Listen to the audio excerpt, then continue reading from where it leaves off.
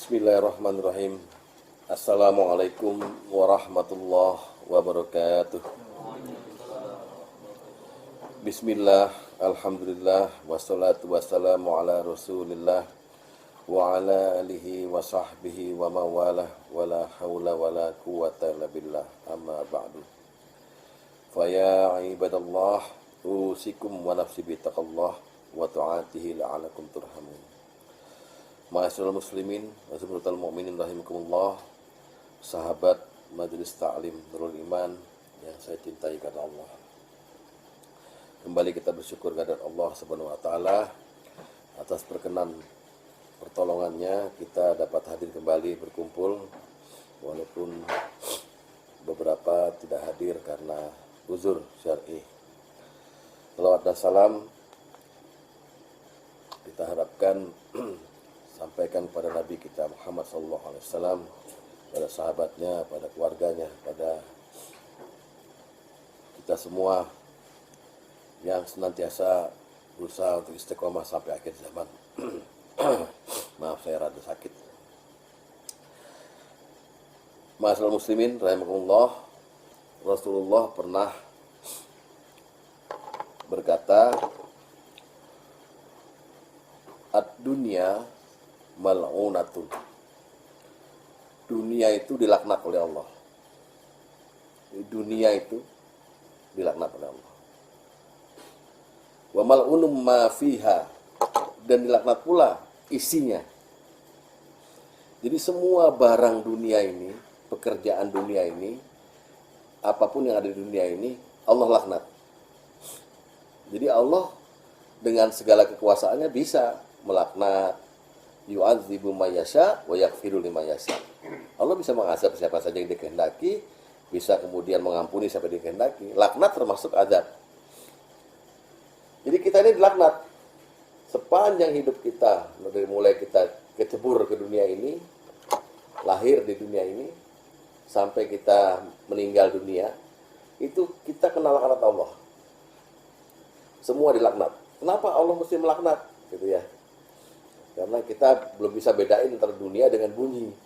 Kalau bumi itu Allah ciptakan untuk kita semua sebagai fasilitas. Dunia itu sebagai komunitas, bukan fasilitas. Di dunia itu tempat lingkungan kita tinggal itu adalah suatu entitas di mana kita dengan sifat-sifatnya di situ. Makanya banyak sekali Allah mencela dunia ini melalui ayat ad-dunya mata'ul ghurur, kesenangan yang menipu, ya, atau dunia itu laibun walahun, hanya permainan belaka, senda gurau belaka. Itulah kenapa dunia itu dilaknat. Wa mal'unum ma fiha, dan isi dunia itu dilaknat. Semua dilaknat. Coba Anda bayangkan itu, kita dalam laknat Allah. Illa, kecuali. Jadi Rasulullah menginformasikan dunia dan isinya dilaknat, terkecuali zikrullah wa mawalah, ya, kegiatan zikir kepada Allah wa mawalah dan yang berkaitan dengannya. Satu, jadi barang dunia itu semua dilaknat kecuali satu kegiatan ini, yaitu zikrullah wa mawalah, zikir kepada Allah dan segala yang berhubungan dengannya. Yang kedua, wa aliman wa muta'alliman. Yang kedua yang nggak dilaknat adalah orang alim dan orang yang belajar jadi alim. Ringkesnya pendidikan. Jadi semua barang dunia dan isinya dilaknat, pekerjaan dunia dan isinya dilaknat, kecuali dua golongan, yaitu pertama zikrullah wa mawalah, zikir pada Allah dan yang berkaitan dengannya. Yang kedua adalah wa aliman wa muta'aliman, pendidikan. Jadi kalau cara di pesantren kiai sama santri, kalau cara di universitas dosen sama mahasiswa gitu, itu nggak dilaknat. Jadi kegiatan pengajian majelis taklim sekarang ini masuk barang yang tidak dilaknat. Alhamdulillah. Nah, jadi masuk ke dalam kurikulum kita nanti, kita mau bahas dulu ini, sebab ternyata zikir adalah satu dari dua pekerjaan yang tidak dilaknat. Di dalam Al-Quran, Allah perintahkan begini, A'udzubillahi minasyaitonirrajim. Ya ayyuhalladzina amanu zkurullaha dzikran katsira. Hai orang yang beriman, ya kan? Zikirlah kepada Allah dengan zikir yang banyak. Zikir diperintahkan dalam Quran itu. Nah, saya mau takrif dulu, mau pengenalan dulu. Zikir itu ada 5 artinya. Sebelum kita masuk dalam zikir dalam sholat. Zikir pertama artinya adalah ilmu. Zikir yang pertama artinya ilmu. Di dalam Al-Quran itu disebut bahwa fas'alu ahla zikri in kuntum la ta'lamun. Maka tanyakanlah kepada ahli zikir. Ahli zikir itu artinya ahli ilmu, orang-orang alim. In kuntum la ta'lamun, kalau kamu tidak mengetahui sesuatu. Jadi jangan mikir sendiri Pak kalau agama. Jangankan agama, dunia aja nggak boleh kita mikir sendiri kan. Tanya ahlinya. Satu kampung ada satu orang pingsan gitu. Terus ada satu orang belajar jadi dokter gitu, nggak bisa, nggak boleh. Mesti kacau itu. Tanya sama ahlinya, bawa ke dokter. Itu dunia. Gimana agama? Agama kalau ada yang muskil, ada yang aneh-aneh ini, kita harus tanya sama ahlinya. Al-Quran bilang begitu. Nah, diperintahkannya fas'alu ahla zikri, maka tanyakanlah kepada ahli zikir. Maksudnya zikir itu ahli ilmu, orang alim. Satu. Jadi kalau kita masukkan zikir sebagai arti ilmu ke dalam ayat tadi, ya ayyuhalladzina manazkurullaha dzikran katsira, hai orang yang beriman, hendaklah engkau banyak berilmu. Masuk kan? Masuk. Dzikran katsira, ilmu yang banyak. Satu. Tapi apakah ini yang dimaksud nanti ketika bicara ini? Bukan. Bukan. Zikir yang kedua artinya Al-Quran. Zikir yang kedua artinya Al-Quran. Jadi zikir pertama tadi artinya ilmu, yang kedua artinya Al-Quran. Saya persilahkan Bapak membuka Al-Quran surat 20. Ya. Surat 20, surat Toha ya. Ayat 124. Coba dibuka. Surat 20 ayat 124. Di situ disebut begini, ya. Waman a'rada an zikri. Diterjemahkan, barang siapa yang berpaling dari peringatanku. Zikri artinya peringatan. Peringatanku. Apa iya zikri peringatanku? Kita lihat ya. Fa innalahu ma'isyatan dongka. Maka sesungguhnya baginya penghidupan yang sempit. Wa nahsyuruhu yaumal qiyamati a'ma, dan kami akan menghimpunnya pada hari kiamat dalam keadaan buta. Nah, 3 ayat sesudah itu menerangkan apa itu a'rada, berpaling, apa itu zikri. Jadi a'rada berpaling kan? Zikri itu artinya peringatan tadi. Kita lihat sekarang ayat selanjutnya. Jadi orang yang berpaling dari peringatan Allah katanya nanti di hari kiamat, di dunia aja hidupnya sempit. Di hari kiamat dalam keadaan buta. Kita lihat, berkata orang-orang yang dibutakan di hari kiamat. Berkata, qala Rabbi lima hasyartani a'ma. Ya Tuhanku, kenapa engkau menghimpunkan aku dalam keadaan buta? Wa qad kuntu basira. Padahal aku dulunya melihat. Lihat ini arti dari a'rada. Ayat selanjutnya, qala Allah berfirman, kadzalika atatka ayatuna wa nasyaha kadzalika yauma tunsa. Demikianlah telah datang kepadamu ayat-ayat kami. Zikri tadi disebut ayat-ayat kami, Quran. Paham ya? Ya, terus apa tuh? Maka kamu melupakannya. A'rada itu berpaling. Arti pertama melupakan. Kita tahu ini haram gitu, kita lupakan, ya.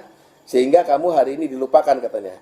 Lalu selanjutnya ayatnya disebut kadzalika najri man asrafa.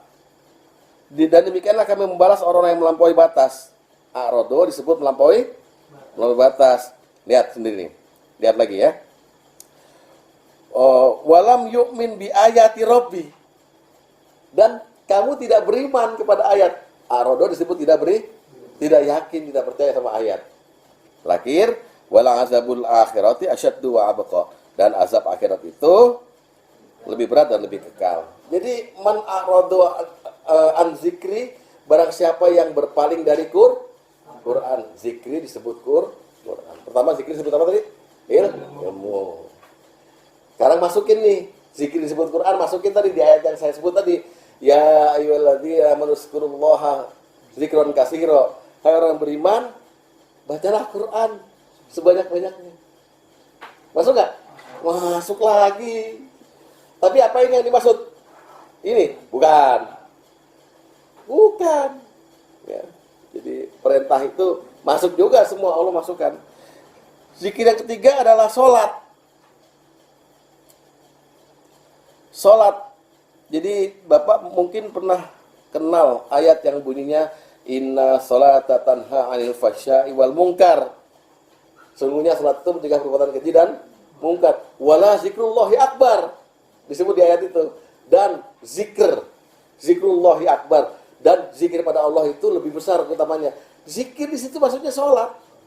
Dan sholat itu adalah yang ibadah yang paling besar keutamaannya. Sholat. Masukin lagi itu ayat. Ya ayyuhalladzina amanu dzkurullaha dzikrun katsira. Hai orang yang beriman, sholatlah kamu sebanyak-banyaknya. Betul? Masuk. Berilmu iya, baca Quran iya, sholat iya. Bahkan di dalam surat Al-Jum'ah ketika Allah menyeru orang untuk sholat Jumat disebut begini. Ya ayyuhalladzina amanu idza nudiya sholati mi yaumil jum'ah. Hai orang-orang yang beriman, ketika disuruh oleh kamu untuk menunaikan sholat Jum'ah, fas'au ila zikrillah. Maka bersegeralah kamu. Di situ disebut mengingat Allah. Padahal zikrillah itu artinya bersegeralah kamu sholat Jumat. Sholat.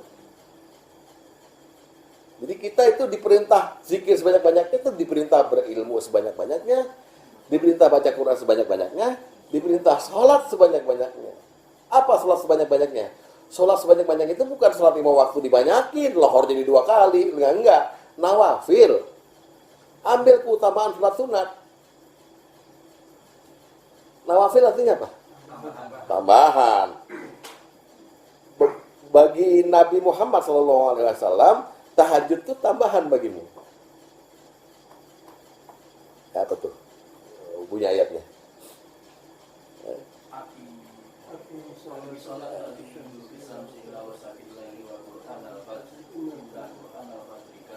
Sudah. Wa minal laili fatajid nafilatallah. Tambahan. Jadi arti ketiga zikir adalah salat. Arti keempat adalah ingat. Zikir itu ingat. Dalam Al-Baqarah disebut fazkurni azkurkum. Maka ingatlah kamu padaku, aku akan ingat padamu. Kata Allah begitu. Masukin lagi ini ayat ingat nih. Pada ya ayyuhalladzina amanu dzkurullaha dzikran katsira. Hai orang yang beriman, ingatlah pada Allah sebanyak-banyaknya. Kira-kira masuk nggak? Masuk semua. Suruh ingat, suruh berilmu, suruh baca Quran gitu.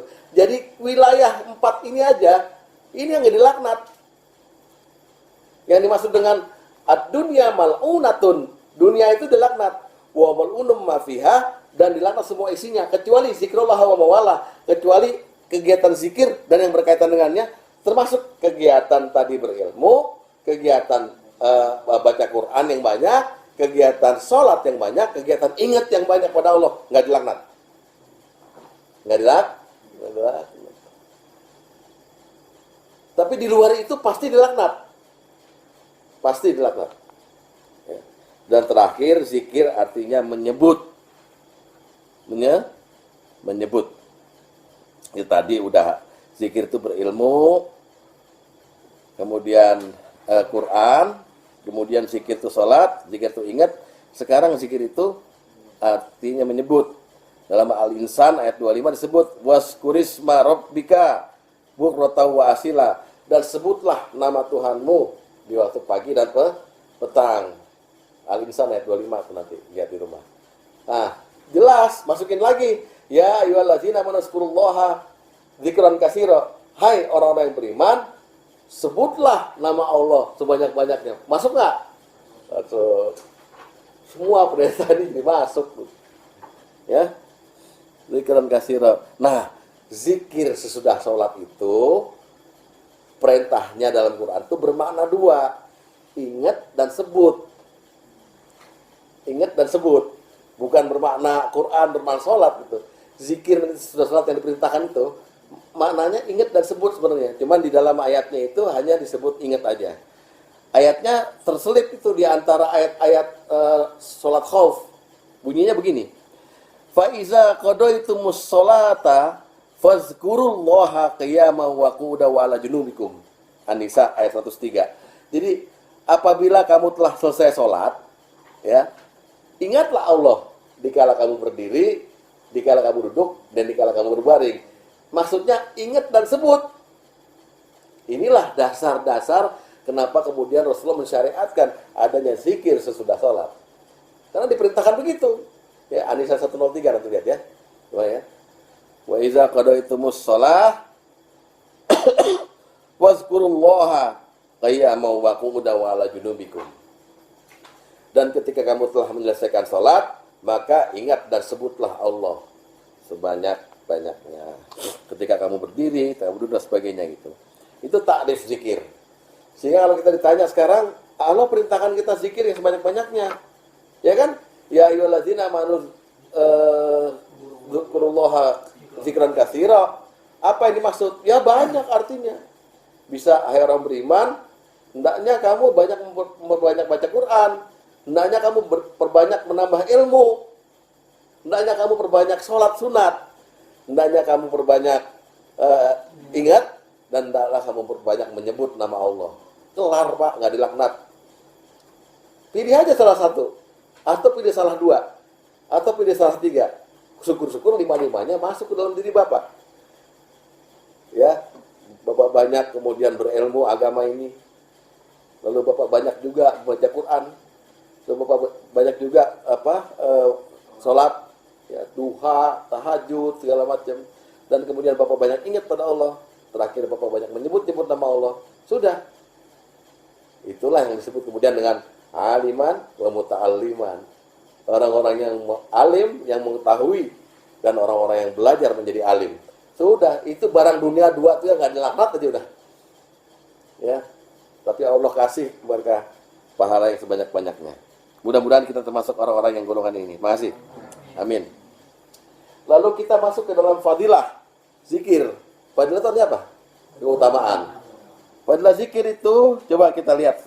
Anda dengarkan dulu satu hadis yang mau saya bacakan. Dari Abdullah bin Busri. Ya, ada seorang badui datang pada Nabi SAW. Dia berkata, seorang badui ini Arab dari dusun. Ya, Nabi kan di kota di Madinah. Tidak Arab, di sekelilingnya itu Arab badui namanya. Apa dia bilang? Ya Rasulullah, inna syara'i al-islami qad kasurat alayya. Hai Rasul, sungguhnya syariat Islam telah banyak atas diriku. Jadi ini orang ini emang udah belajar agama nih, dan beramal agama. Sehingga dia katakan, sesungguhnya syariat Islam sudah ada pada diriku. Sangat banyak sekali. Pakai kata-kata qad lagi. Dia udah jalanin gitu. Cuman dia mau nawar. Fa'ambi'ni minha bisya'in atas syabbat subih. Maka berikan aku, kata orang ini, kepadaku satu yang kami bisa berpegang teguh padanya.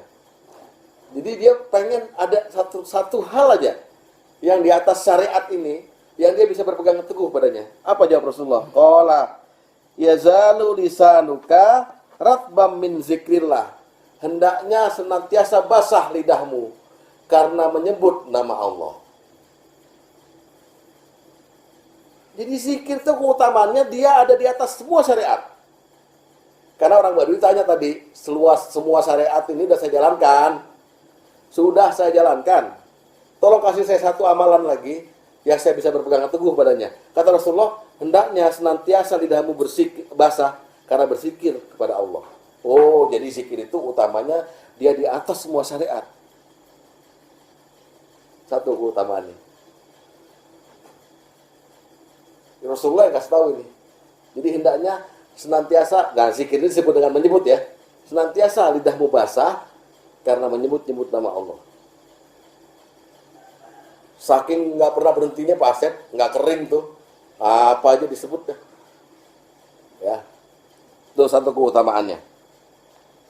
Bahkan seorang mukmin dan mukminat yang banyak berzikir pada Allah itu dikasih keutamaannya, dikasih ampunan dan pahala. Disebut dalam Al-Quran, surat 33 ayat 35, di bagian terakhir, disebut, وَذَّاكِرِينَ كَثِيرًا وَذَّاكِرَاتٍ. Orang-orang yang berzikir kepada Allah yang banyak sekali, dan juga orang-orang perempuan yang berzikir kepada Allah yang banyak sekali, a'adallahu lahum maghfiratan wa ajrun azima. Allah akan sediakan bagi mereka ampunan dan pahala yang mulia. Ya. Ampunan dan pahala yang besar, maaf. Jadi julukan bagi orang-orang yang berzikir, baik laki-laki maupun perempuan, adalah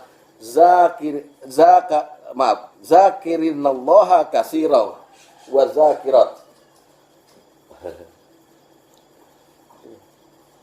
Orang-orang laki-laki yang banyak berzikir pada Allah dan orang perempuan yang banyak berzikir pada Allah. Itu di dalam surat 33 ayat 35 dipuji. Buka dulu ya suratnya. Surat Al-Ahzab ayat 35.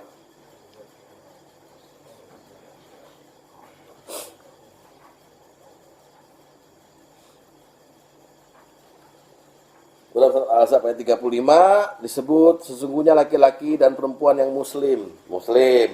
Kita ini ya. Laki-laki dan perempuan yang mukmin. Kita ini alhamdulillah. Laki-laki dan perempuan yang tetap dalam ketaatannya, qanitin qanitat ya. Laki-laki dan perempuan yang benar. Laki-laki dan perempuan yang sabar, laki-laki dan perempuan yang khusyuk, laki-laki dan perempuan yang bersedekah, laki-laki dan perempuan yang berpuasa, laki-laki dan perempuan yang memelihara kehormatannya, wa dzakirinallaha katsiran wa dzakirat, dan laki-laki dan perempuan yang banyak menyebut nama Allah. A'addallahu lahum maghfiratan wa ajran azima. Allah akan menyediakan bagi mereka ampunan dan pahala yang besar. Masuk kegiatan zikir yang dilakukan oleh laki-laki dan perempuan muslim mukmin tadi adalah kegiatan yang utamanya akan mendapatkan ampunan dan pahala yang besar. Lah apa ini maksud dengan zakirinallaha katsiran wa zakirat dalam ayat ini? Orang-orang laki-laki dan perempuan yang banyak berzikir pada Allah. Yang mana kira-kira? Apakah yang banyak menyebut? Apakah yang banyak sholat? Apakah yang banyak baca Quran? Yang banyak ingat? Atau yang banyak ilmunya? Yang mana kira-kira Pak? Yang mana kira-kira? Yang banyak menyebut? Hah? Semua. Dalam sebuah hadis disebut, Rasulullah bilang begini, Man istaiqaza minal laili, barang siapa yang bangun malam, wa aiqaza imra'atahu, dan membangunkan istrinya, fasolaya rakaataini jami'an, kemudian mereka berdua salat sunat 2 rakaat bersama-sama. Kutiba minaz zakirinallaha katsiran wa zakirat, dicatat sebagai orang laki-laki dan perempuan yang banyak berzikir kepada Allah. Jadi yang banyak salat malam. Coba itu Pak, zikir tuh utamanya tuh. Udah pernah belum bangun malam, bangunin istri, terus sholat bareng 2 rakaat? Udah ya? Udah pernah. Pak Asep udah kan? Bangun malam dalam rangka kencing ya. Itu keutamaan nomor 2. Keutamaan nomor 3, zikir akan membuat hati kita jadi tenang. Al-Quran bilang, alladzina amanu wa tatma'inul qulubu bi zikrillah, ala bi zikrillah tatma'inul qulub. Ya, orang-orang yang beriman dan hati mereka menjadi tentram dengan tenang mengingat Allah, dan ingatlah, hanya dengan mengingat Allah hati menjadi tenang. Surat Ar-Ra'd ayat 28. Buka dulu. Surat 13.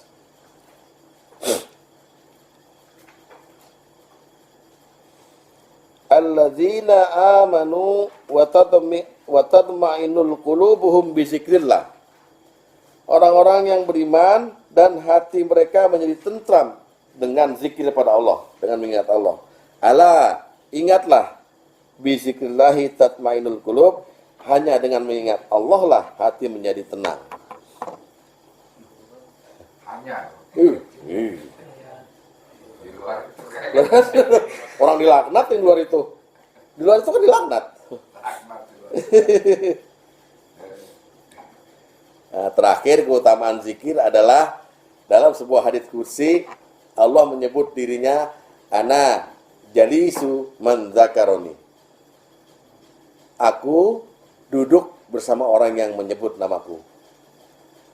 Jadi kita nyebut nih Allahu Akbar gitu.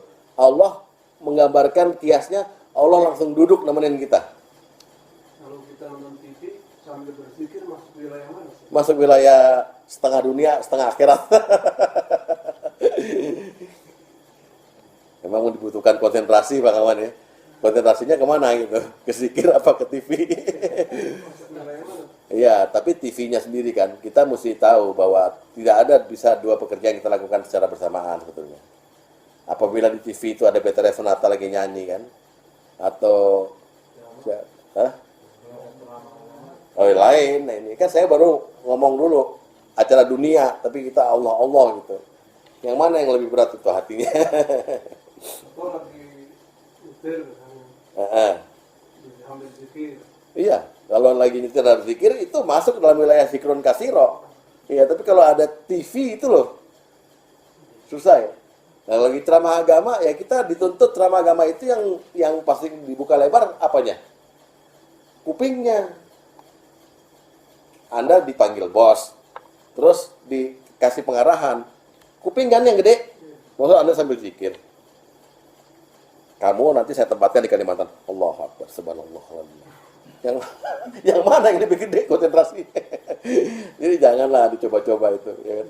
Dan sholat sambil makan boleh nggak? Ya nggak boleh. Makan aja, sholat aja gitu. Ya kan? Jadi ya patut zikir ini menjadi utama karena dia barang yang tidak dilaknat. Sekarang masuk ke dalam doa.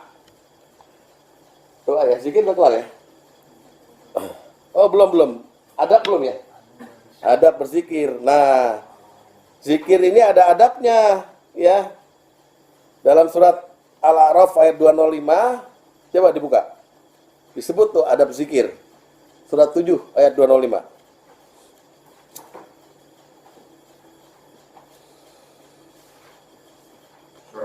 Surat 7, 205 Pak.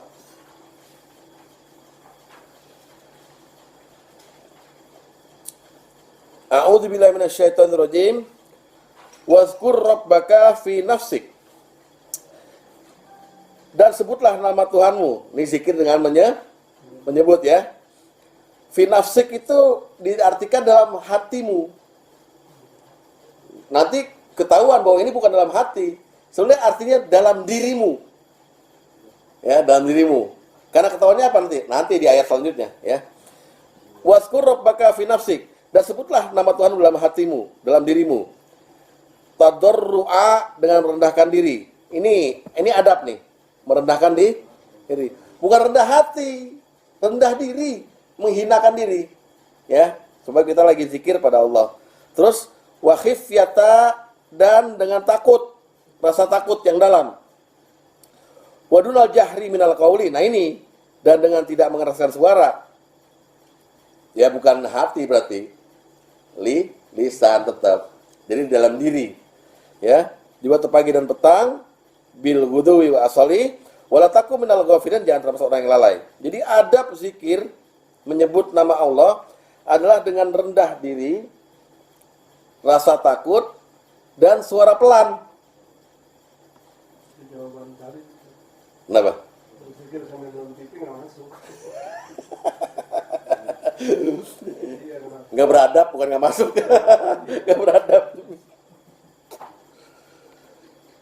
Sekali lagi, dengan apa tadi? Rendah diri, rasa takut, dan tidak merasa suara. Ya. Nah, kasus zaman Nabi, hadis dari Abu Musa al-Ansari, beliau pernah bersama Rasulullah, Abu Musa ini. Sampai suatu lembah, sahabat pada bertahlil dan bertakbir.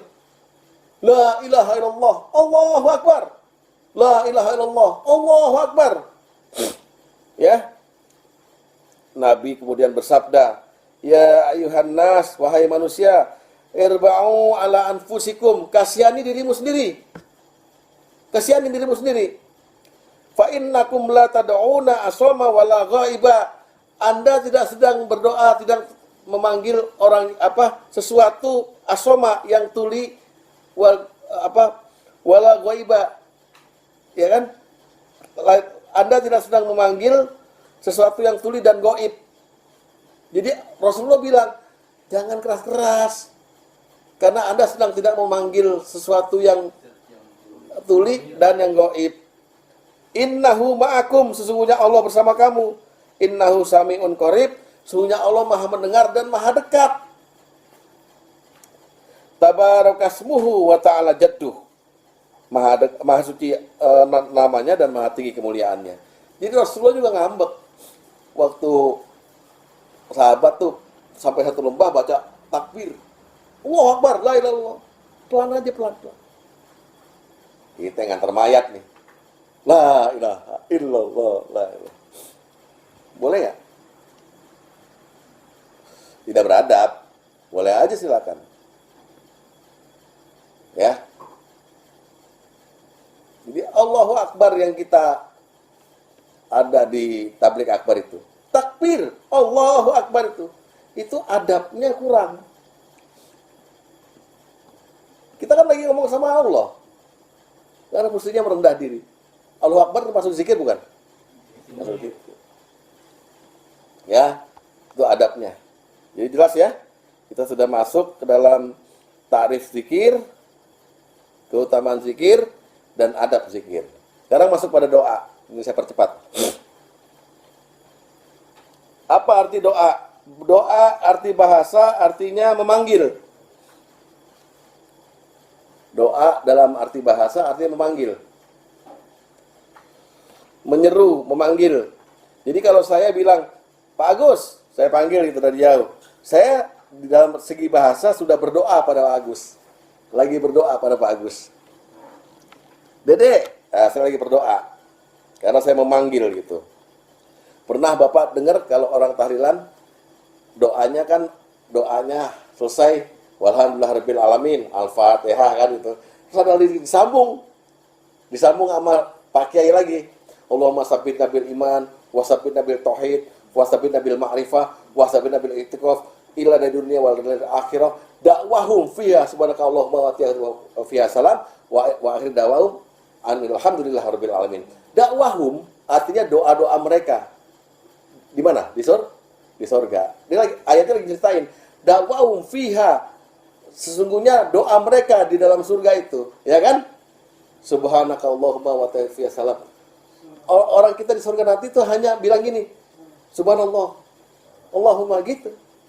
Artinya memanggil. Doa itu memanggil. Jadi hakikatnya doa itu sama dengan zikir. Sama aja doa sama zikir gitu.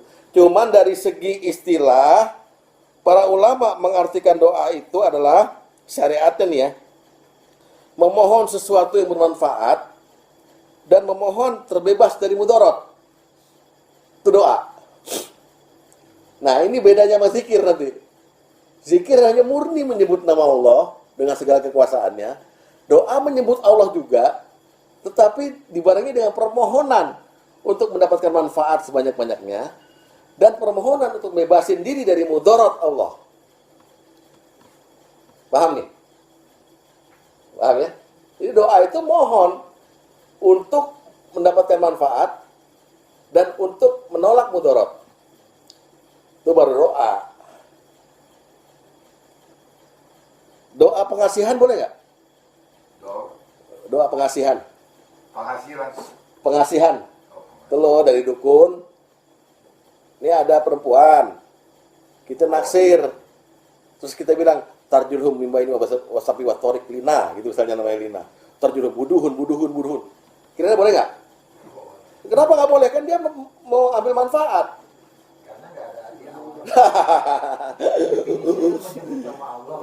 Jadi yang pengen doa pengasihan, tolong datang ke saya ya. Ya, barangkali itu takrif doa. Ya. Sekarang lihat kedudukan doa. Kalau tadi kedudukan zikir jelas ya. Dia di atas semua syariat. Coba tuh lihat.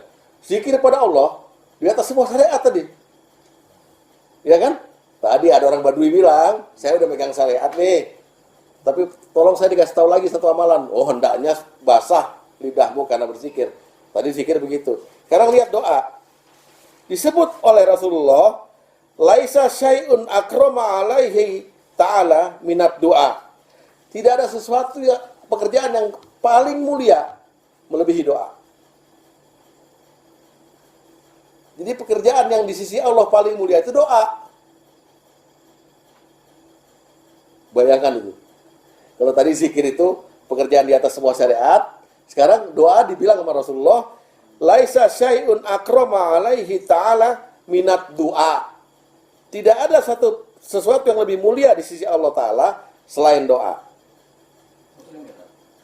Hadis Ibnu Majah. Ntar saya kasih hadisnya deh di grup ya. Tidak ada sesuatu yang lebih mulia. Jadi doa itu adalah pekerjaan yang paling mulia. Ya, satu keutamanya. Kedua, doa adalah ibadah. Rasulullah sendiri yang bilang itu. Dari Nu'man bin Bashir, dari Nabi SAW, beliau bersabda, ad-du'a'u huwal ibadah. Rasulullah bilang, doa itu adalah ibadah. Doa adalah ibadah. Saya persilakan Pak Agus untuk membacakan doa dalam acara ini supaya sukses. Maksudnya Pak Agus suruh beribadah itu. Yang lain ngaminin doang. Suruh ibadah. Kemudian Rasulullah setelah bicara ad-du'a'u huwal ibadah, summa qara'a, kata Nu'man bin Bashir, Rasulullah kemudian membaca satu ayat. Ayatnya ada di surat Ghafir, surat 40, ayat 60. Coba buka.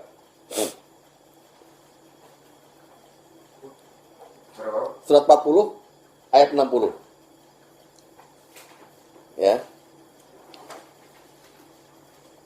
Lihat. Wa qala rabbukum, dan Tuhanmu berfirman, ud'uni astajib lakum. Berdoalah kamu, mohonlah kamu padaku, gitu ya kira-kira. Astajib lakum, niscaya akan kuperkenankan bagimu. Ini sebetulnya astajib artinya niscaya akan kujawab. Kamu manggil, saya jawab. Allah nggak akan cuek. Ya Allah, ya, gitu. Allah langsung jawab. Ya.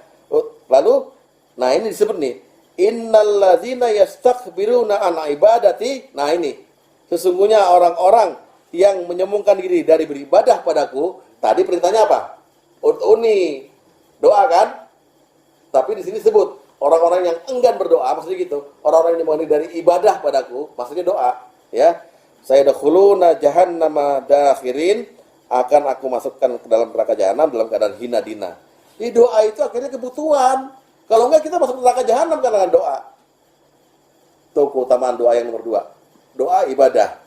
Ibadah yang harus. Karena kalau kita nggak mau doa, ini kan kadang-kadang kita nggak mau doa, Pak. Allah bilang akan masuk neraka jahanam dengan keadaan hina dina. Sombong kita karena nggak mau doa. Ya. Sehingga Rasulullah keluar satu hadis dari Ibnu Majah juga, man lam yas'alullaha yaghdab alaihi. Barang siapa yang tidak mau berdoa, nggak mau minta pada Allah, Allah akan murka padanya.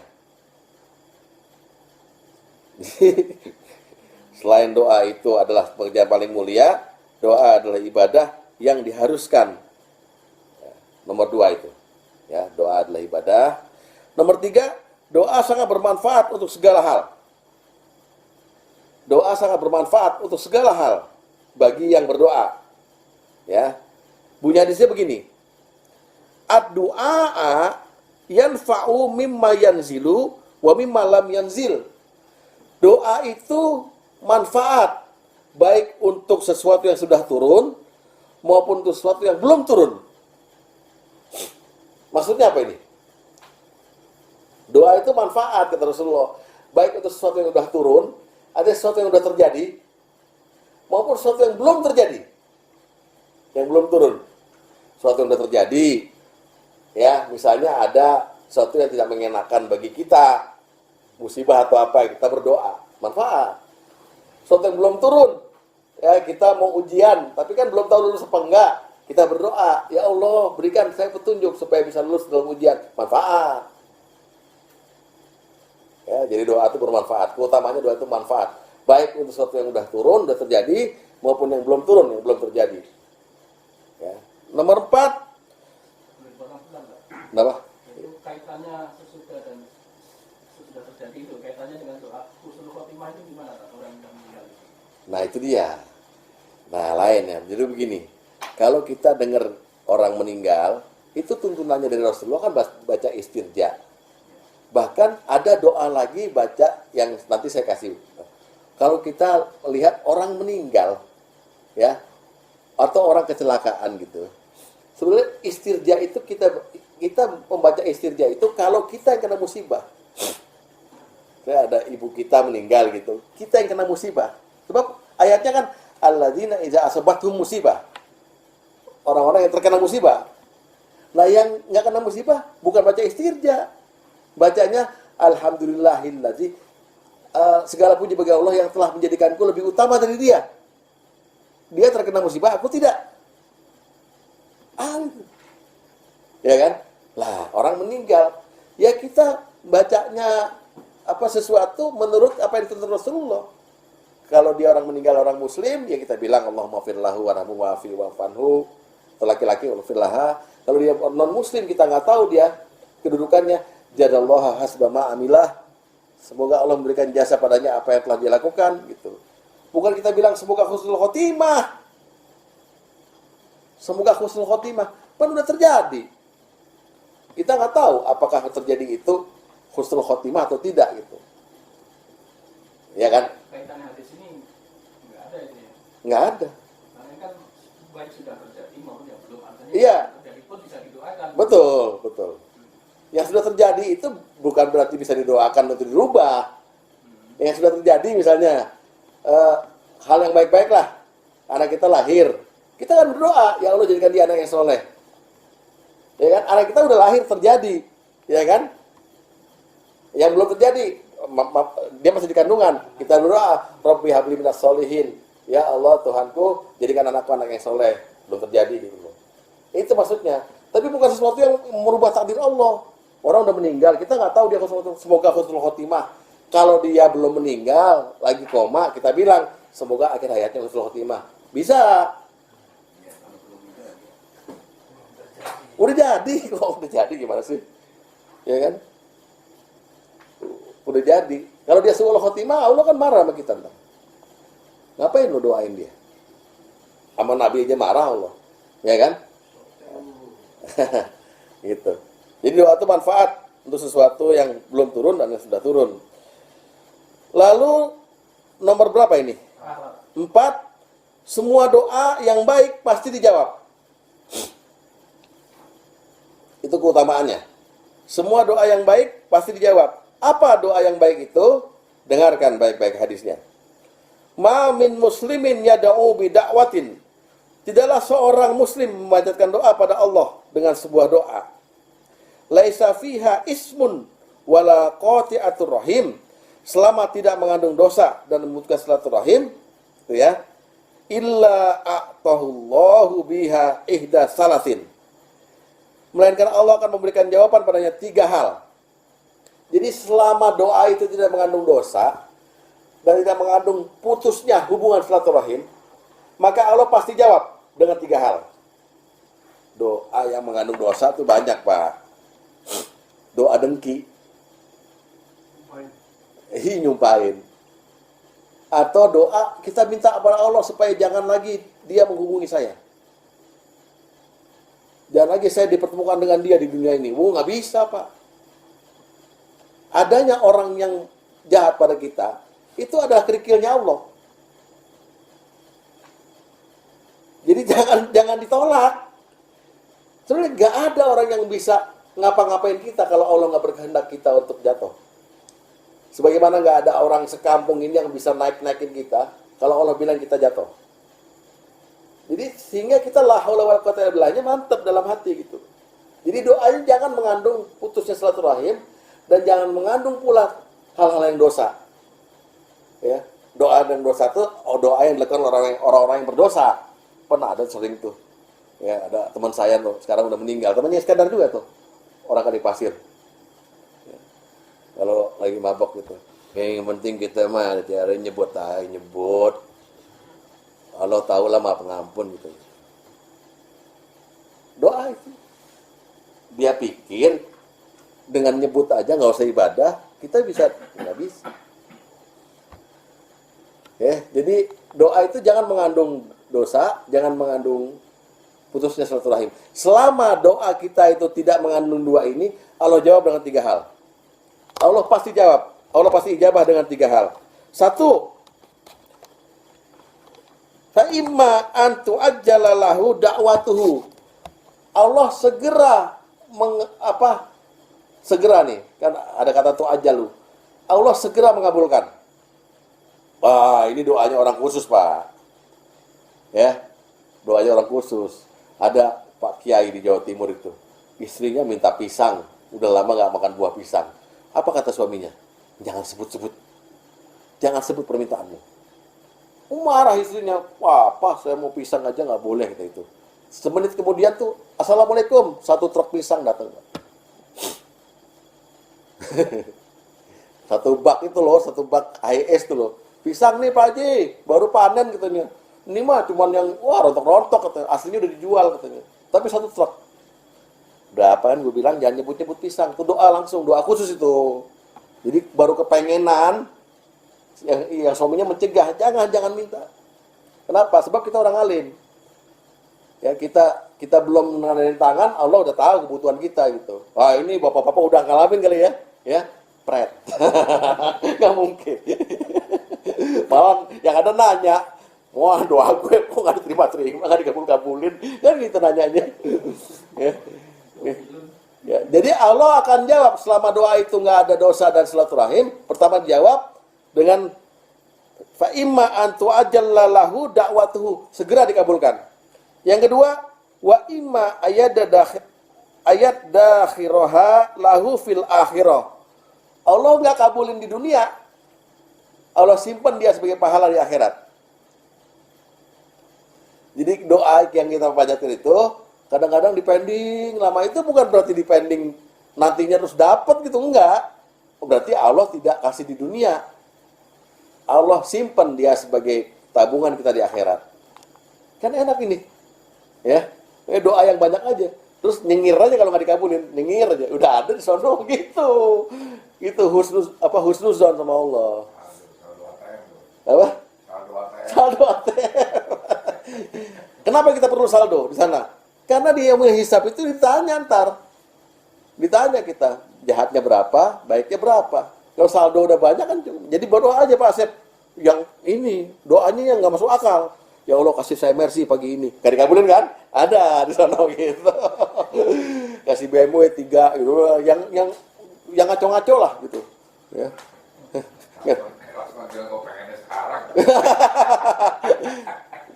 Masa naik Grab pakai BMW, naik Grab sayang dong. Mintanya ras aja, ras apa Terios gitu. Yang ketiga, wa imma ayusrifa anhu minasu'i mislaha. Yang ketiga, jawaban Allah terhadap doa kita, Allah akan singkirkan kita dari kejelekan yang semisal. Jadi kita seolah-olah nggak dikabulin, padahal Allah ngasih yang lebih baik dari itu, berupa disingkirkan kejelekan sesuatu dari kita. Contoh gini lah, kita kan minta sesuatu, lalu Allah nggak kabulin, tapi Allah kabulinnya melalui jantung kita jadi sehat, dihindari dari penyakit jantung koroner, gitu loh. Kita nggak tahu itu. Yang kita tahu cuman apa yang kita minta. Sebab apa yang kita minta itu kalau berlawanan sama takdir Allah, sama kemauan Allah, ya nggak kena. Allah kasihnya sesuatu karena udah minta diijabah. Ijabahnya adalah 1 tadi langsung, 2 disimpan di akhirat, 3 dihindarkan kita dari kejelekan, dari keburukan yang kita nggak tahu. Atas doa kita yang tadi minta sesuatu, karena Allah lebih tahu nih Kalau saya kasih, kamu akan jelek, akan sombong. Maka saya kasih kamu sesuatu yang baik bagi kamu. Gitu. Dikasih yang semisal, yang lebih baik lagi. Itu, ya. Jadi keutamaannya itu, ya.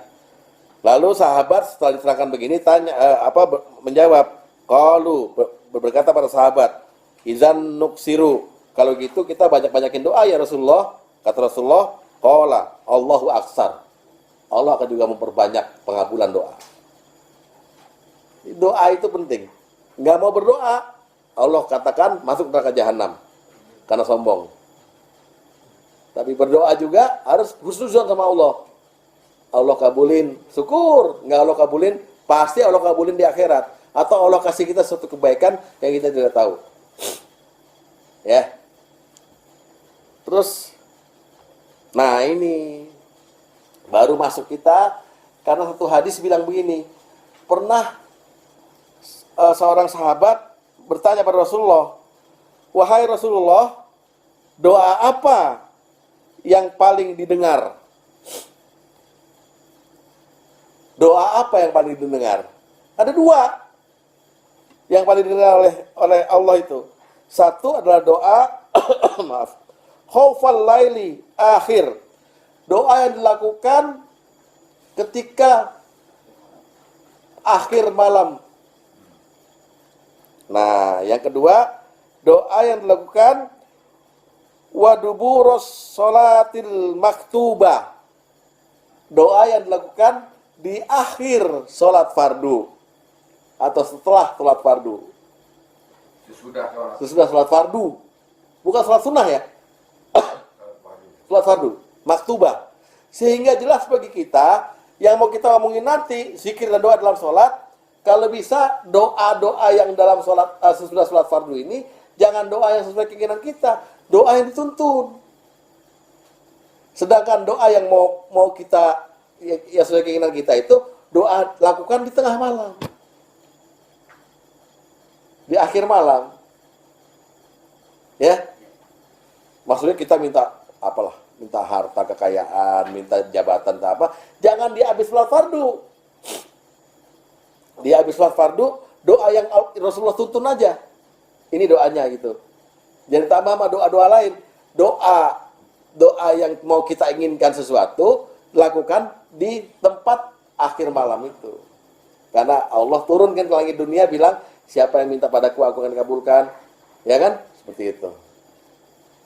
Udah jelas ya? Terakhir dari masalah doa adalah adab berdoa.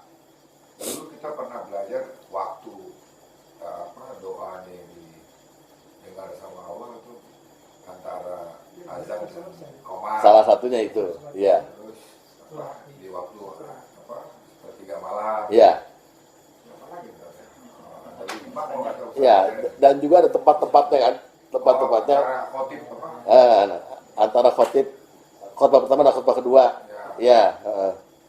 Generous. Kita Ya. nggak masuk itu setelah sholat wajib itu Ustaz. Ya, begini.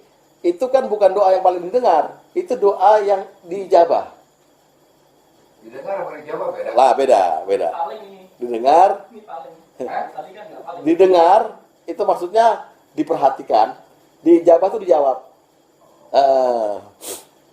Ya. Dikasih. Hah? Dikasih. Gitu. Dijawab. Iya, dijawab. Dengan 3 hal tadi. Dengan kebaikan. Kalau didengar dikasih, di pay attention. Oh iya, minta apa? Oh iya. Catat aja. Ya. Sekarang ada berdoa. Ada berdoa. Ini kita masuk ada berdoa. Ada berdoa, buka surat 17 ayat 110. Surat 17 ayat 110.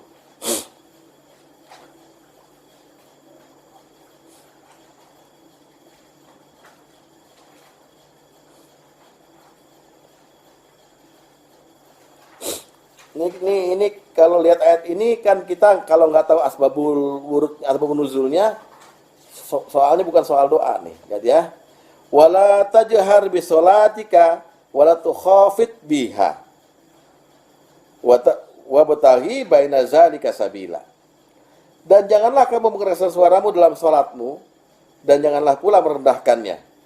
Dan carilah jalan tengah di antara keduanya. Itu menurut terjemahannya. Ya. Jadi di sini disebut jangan keras suaranya dalam sholat, jangan pula rendah. Apa kata Siti Aisyah dalam hadis Bukhari?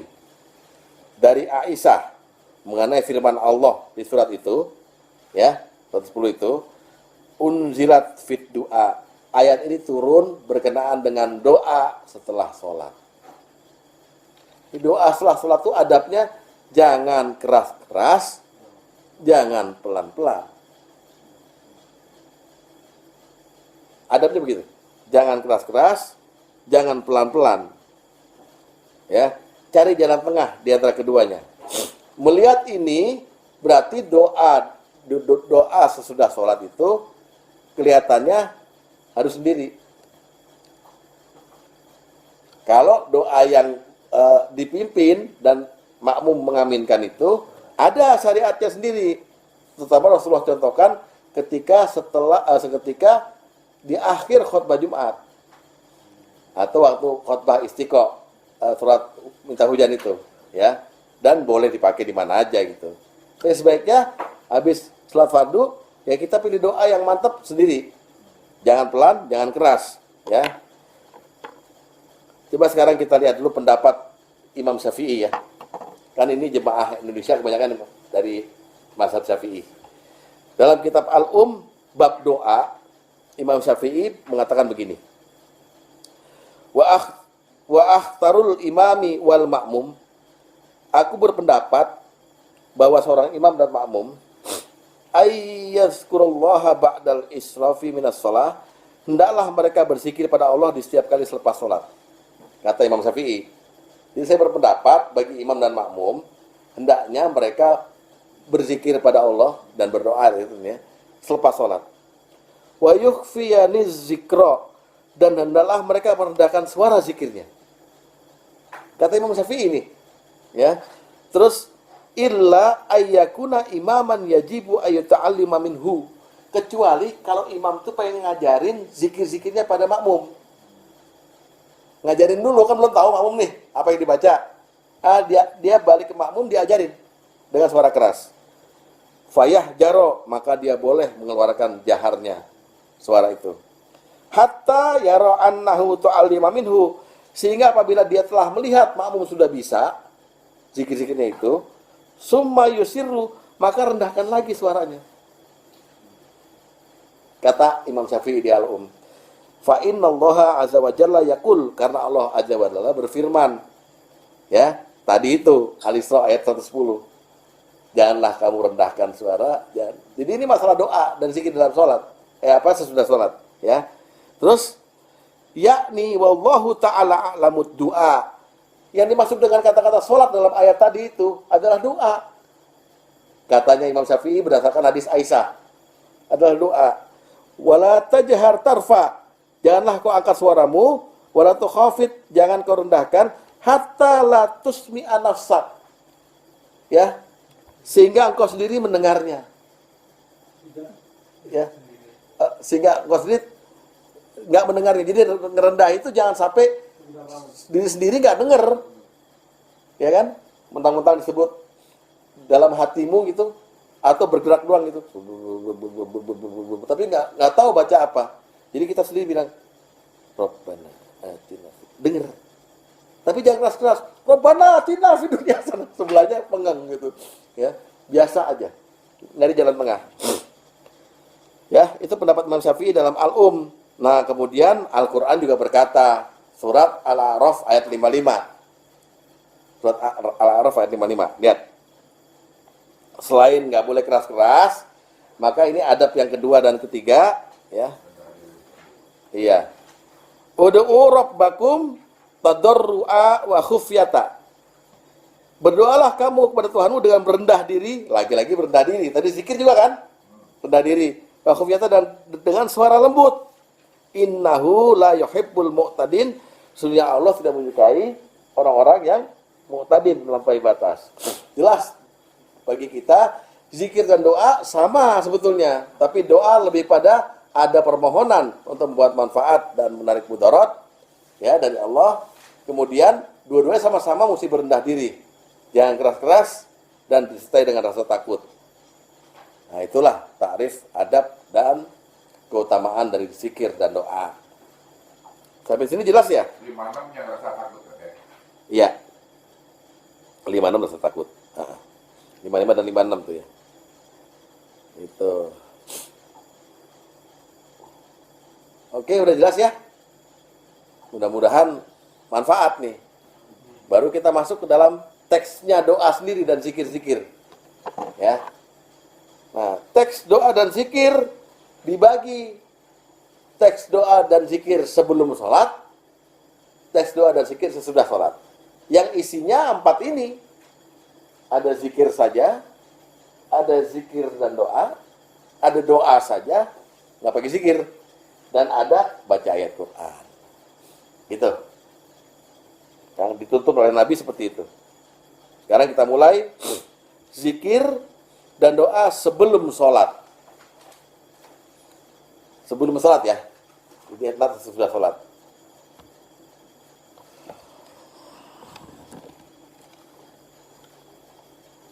Kita sudah membicarakan masalah niat sholat.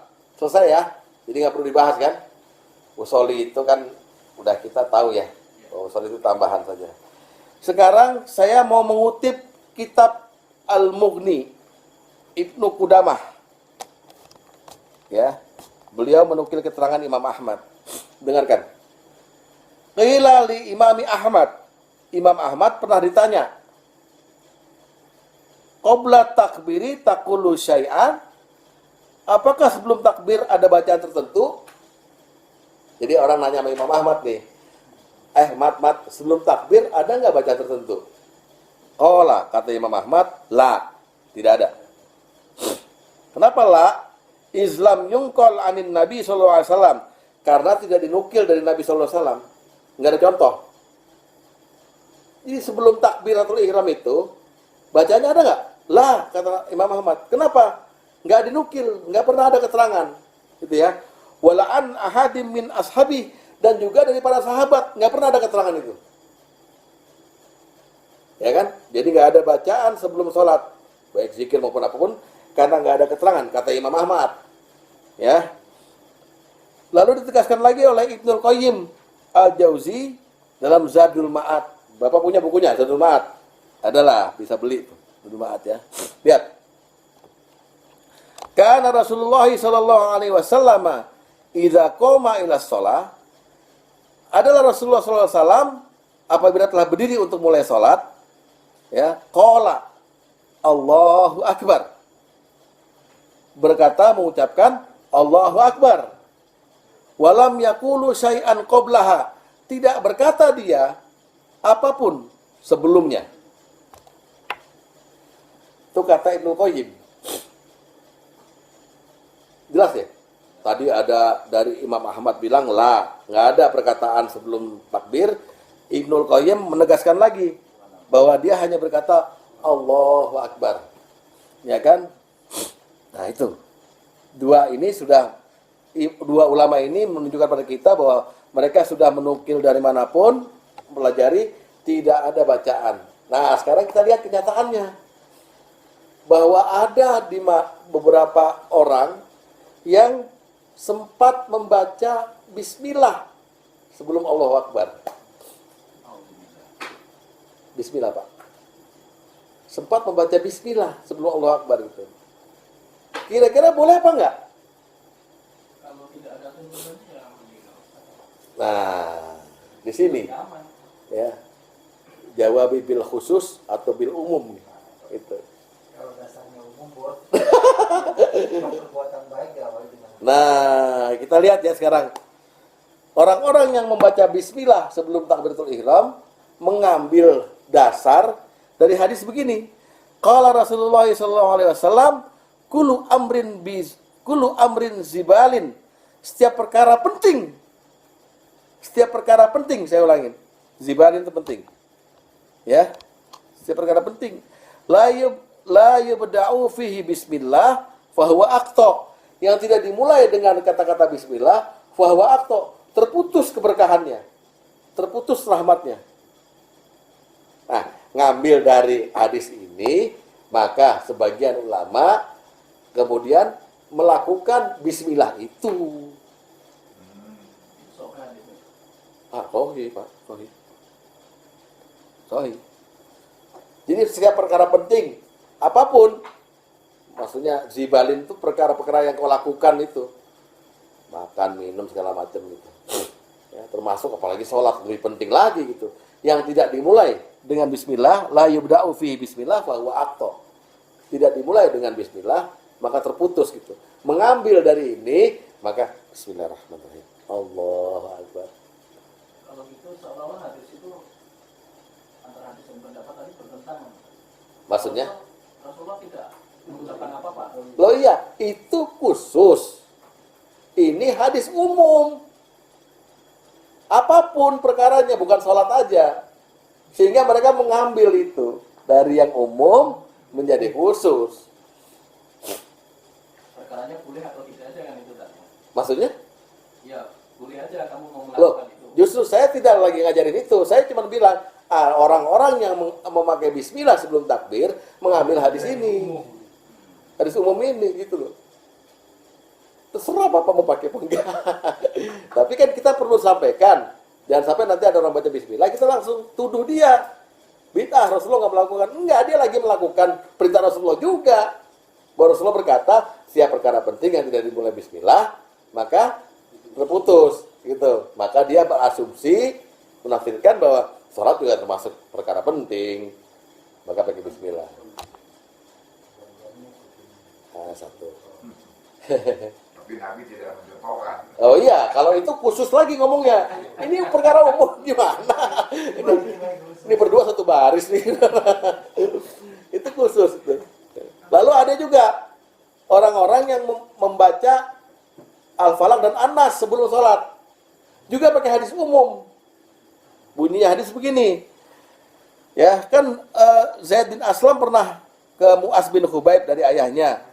Ya, lalu Rasulullah bilang sama Zaid ini, ucapkanlah, kul, apa yang mesti aku ucapkan? Ucapkanlah, kul, apa yang mesti aku ucapkan? Ucapkanlah, kul a'udzu birabbin nas sampai akhir ayat.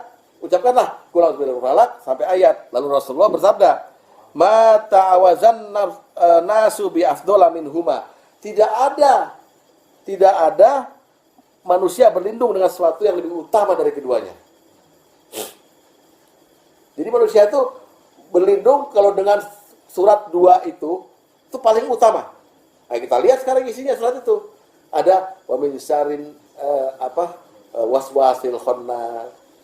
Najin atau bisikan-bisikan dari jin dan manusia gitu. Kita minta berlindung dari itu pada waktu mau sholat. Jadi pakai hadis umum untuk minta perlindungan sebelum sholat, perkara penting. Jadi bismillahirrahmanirrahim. Pulang harus berbeda sekali. Imamnya udah berruku, kita masih kalau sholat sendiri kali atau apa. Nah itu. Jadi dua hadis ini dijadikan dasar. Masya Allah. Apa itu Pak? Itu mandi belum? Betul Pak. Dua hadis ini dijadikan dasar oleh sebagian bahwa hadis umum ini berlaku juga untuk sebelum sholat. Bukan perkara sholat itu sendiri, bukan. Jadi bukan tambahan dalam sholat, bukan. Perkara sebelum sholat. Itu. Untuk apa? Satu, untuk supaya dia yakini bahwa keberkahannya terus, nggak putus. Kedua, dia minta perlindungan. Dengan minta perlindungan pada Allah langsung, jadi lebih percaya diri. Baru Allahu Akbar gitu. Terserah mau pakai apa tidak. Saya sendiri nggak pakai. Saya hanya pakai bismillah aja. Saya cenderung nggak pakai. Ada pakai bismillah. Pakai hadis sifat umum. Bisa ini ya. Bisa menjabarkan ya. Profesor ya. Malan Bakri. Nabi sendiri kagak diain ya. Iya. Apa khawatir lagi saya? Hah? Diikuti Muhammad. Pikiran menjadi sunnah gitu kan? Ya nggak tahu dah. Tapi hadis itu mesti kita abaikan. Hadisnya bismillah gitu. Ya bismillahnya jangan diritualkan. Bismillahirrahmanirrahim. Ya nunggu mulai itu berlebihan gitu. Usolli kan. Nggak usah. Us dipanggil. Nah, itu bisa dilihat dari asbabul wurudnya nggak Pak? Hadis-hadis umum tadi bahwa itu sesuatu yang penting itu adalah itu. Saya belum cari sih. Ya. Ya belum tentu dijelaskan juga. Belum dijelaskan itu. Tetapi saya tidak menyarankan. Saya juga pakai bismillah nggak di setiap sholat. Kalau ingat aja.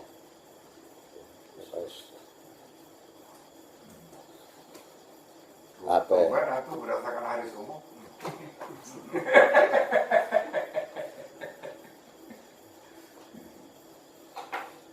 Saya kalau melihat orang pakai celana pangsi, maka saya anggap mereka pakai hadis umum, hadis Bukhari. Setiap yang dia di bawah mata kaki masuk neraka. Saya pakai hadis khusus hulaya'a karena kesombongan. Ada di 3 hadis sesudahnya di Bukhari dan di Muslim karena kesombongan, hadis khusus. Tapi orang-orang yang menggunakan celana itu menganggap itu adalah contoh Rasulullah. Lalu pasti masuk neraka kalau di bawah mata kaki gitu. Terlebih lagi ada hadis khusus di dalam sholat jangan sampai isbal kemarin. Nah, kita masih bijaksana memakai ini gitu. Ya. Disuruh wudhu lagi. Iya. Kan ada hadis khusus satu itu. Ada hadis umum bahwa setiap yang yang mencukur jenggotnya, membiarkan kumisnya, itu tasyabuh. Itu situasional, umum gitu. Ya, artinya itu hadis tidak berlaku bagi manusia yang gennya nggak ada rambut, kan begitu. Maksudnya dipaksakan. Namanya negara hukum. Yang penting ada hukum. Jadi penggunaan hadis umum bismillah tadi gitu, sebijaksana aja. Tadi yang minta perlindungan apa tadi? Tadi kan basmalah, tapi Iya. minta perlindungan. Al-Falaq dan Anas. Apa? Al-Falaq dan Anas. Qul a'udzu birabbil falaq sampai Baca akhir. itu sebelum- Iya. Sama Anas. Mu'awijatain. Itu pendapat ulama juga? Bukan, hadis. Hadis ya? Tidaklah manusia berlindung dengan sesuatu yang lebih utama dari keduanya. Ma ta'awazan nafsu bi afdhulla minhuma. Jadi paling utama minta perlindungan dengan surat ini gitu. Nah, sedangkan dalam surat itu kita itu banyak akan menghadapi godaan setan. Min syarril waswasil khannas allazi yuwaswisu fi sudurin nas minal jinnati wan nas gitu. Maka menggunakan ini. Itu umum juga kan ya? Umum. Bukan buat sholat. Bukan buat sholat. Oke, alright. Gitu. Terus udah ninggalin bacaan-bacaan yang lain setelah turun itu. Setelah turun itu. Gitu. Tapi ntar dia nanya gini, ntar dia pakai di rumah. Qul a'udzu birabbil falaq. Banyak yang baca kalau umum gitu. Akhirnya ayat kursi masuk juga. Allah. Akhirnya kan kita anggap juga nih, sebelum sholat supaya kita bersih, gak ada dosa, saya udah istighfar. Allahumma anta rabbi la ilaha illa anta. Kata bini kita, kapan sholatnya nih? Banyak juga. Ya. Jadi jangan dipikirin, jangan dipermasalahin. Saya bilang ada orang yang pakai ini dengan dasar hadis ini. Itu. Jadi jangan pula cepat menuduh bid'ah. Nggak ada dia nggak ada niat untuk menyelisihi Rasul. Ya kan? Nggak ada niat menyelisihi Kan Rasul. dulu pernah ada kajian gini kan, Dok. Kalau ada hadis umum, terus kemudian ditemukan hadis khusus, berarti hadis umum ditinggalkan. Lah iya. Itu hal yang dimansuh itu. Ustaz pernah ngomong gitu. Iya. Hadis umum somehow batal kalau ada lu khusus. Iya, makanya saya terangkan ada orang yang pakai hadis umum ini. Nah, itu sendiri macam basmalah tadi. Tidak setiap sholat, kalau mau bismillahirrahmanirrahim. Kenapa ya Pak? Kan nggak apa-apa. Ikutin begini. Maksudnya timplan gitu Pak. Eh? Maksud timplan. Bang Tom, ditanya Bang Aman tuh. Maksudnya Pak Wahyu timplan. Nah, iya, dia mengambil semua. Ngibur diri, ngibur. Bolehlah. Di laut ini.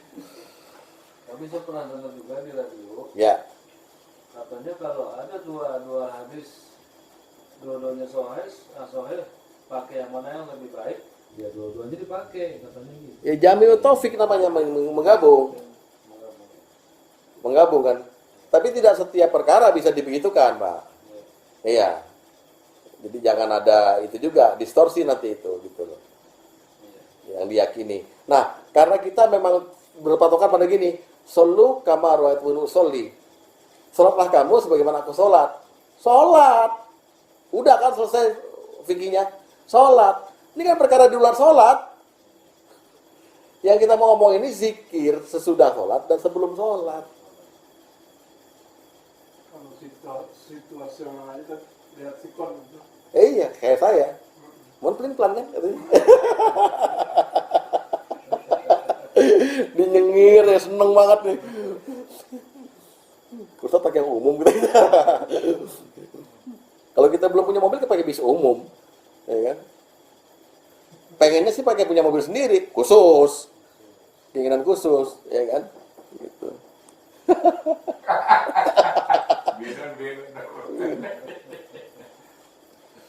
Kita diuji kurvannya ini. Jadi saya sampaikan begini, makanya sebelum kita ngomongin zikir sesudah sholat, ada zikir sebelum sholat yang orang-orang pakai. Mereka dasarnya ini gitu doang. Perkara mau dilakukan apa enggak ya terserah. Loh iya gitu ya. Tapi karena Nabi nggak melakukan ya udah ikut Nabi kan. Ya itu tidak harus Nabi. Anda kan ada kenyataan nih, sampai sekarang masih ada yang pakai usoli, ada yang totok komat kamit. Itu yang dilakukan itu, baca anas sama al-falaq sama bismillah. Yang dilakukan itu. Nah mereka ambil ajaran dari yang umum gitu. Ya. Tapi bukannya kita menuntut ilmu ini adalah mengambil suatu ketelitian di situ. Iya. Artinya kalau itu umum ya jadi pakai untuk sholat aja dipakai. Karena Rasulullah tidak pakai itu. Gitu. Iya tadi Imam Ahmad bilang begitu kan. Iya. Tidak ada perkataan yang apa? Jadi sebenarnya kita yang udah menggali ilmu ini jangan baca ini dulu walau yang umum ini. Iya, Basmalah dan apa al-falaq tadi. Gitu. setuju. Iya. Terus kita kan kemudian melihat hadis tadi, kullu amrin zibalin. Setiap perkara penting. Ya kan? Yang tidak dimulai dengan bismillah terputus itu. Ada orang yang membaca ini takut. Salat perkara penting bagi saya nih. Pakai bismillah. Semua tanggung jawabnya masing-masing di hadapan Allah. Tapi dia juga berdasarkan Rasulullah kan gitu loh. Nah, soal khusus apa umumnya itu ya itu tadi maksudnya pelin-pelan ya kan. Muter-muter aja lu. Asik gak? Asik ya kayaknya. Mereka tersenyum itu. Mereka tersenyum lu. Siapa yang bodoh nih kira-kira. Wallahu a'lam bishawab. Nah, Sekarang jangan sembarangan cuma ikut orang kita. Nah, caranya ini. nah itu kan dia yang ngomong.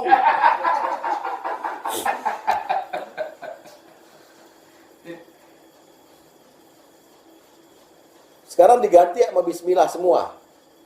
Anda masuk masjid baca apa, Dek? Yang nurun-nurun tuh loh. Cahaya segala macam tuh. Yang dari rumah segala macam. Tapi karena kita nggak hafal semuanya pakai bismillah, boleh nggak? Kan ada doa khususnya. Boleh. Ya boleh. Nih, masuk kamar mandi, nggak hafal-hafal. Allahumma inni a'udzubika minal khubuthi wal khaba'is. Buka pintu kamar mandi, bismillahirrahmanirrahim. Boleh ya? Nah, itu dia maksud saya. Tapi bukan untuk disolat maksudnya. Nah, kan balik lagi. Gimana sih? Bukan saya bukan ngotot saya ngajarin ini, enggak. Kasih tahu kalau ada orang yang baca itu. Udah, Gitu. clear. Atau perisai. Oh dia pakai hadis umum tuh. Oke. Gara-gara Holland Bakery nih gue diem nih. Pak Tom mau yang abon nggak? Kalau ditanya Pak, sikap Pak Ustadz seperti apa dalam Saya kadang pakai bismillah, kadang tidak, bukan dalam rangka kekhususan sholat. Melihat perkara penting itu. Kadang-kadang saya lupa, tapi saya lupa baca bismillah apa dosa? Enggak kok. Tapi apakah saya baca bismillah, saya kemudian bid'ah? Gitu aja udah nggak usah dibilang umum khusus lagi dong. Kalau jawabannya enggak. Gitu. Lalu Pak sikapnya? Pengkhususannya nggak menggugurkan yang umum. Iya. Ustadz, ya. Kecuali satu masalah. Kalau ada orang baca bismillah sebelum sholat, sebelum takbir, kemudian dia bukan berarti dia mengkhususkan bismillah itu untuk sholat. Tapi kalau dia melazimkan dan mengharuskan kepada orang-orang baca bismillah sebelum sholat, itu masalah baru. Nah, itu baru case. Nah, Itu baru masalah. boleh bawa ke pengadilan. Oh iya, pengadilan Nurul Iman. Serem ya. Ya, seru lah gitu. Ya, nah, kita masuk ke materi yang utama, yaitu macam-macam zikir dan doa di sesudah sholat. Tadi sebelum sholat kan, sekarang sesudah sholat. Berapa sih? 2, 3, 4, 5, 6, 7, 8.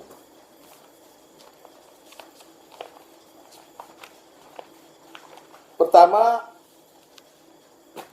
adalah zikir dulu, zikir saja, ya, zikir saja. Pak Tom, digilir. Satu ambil.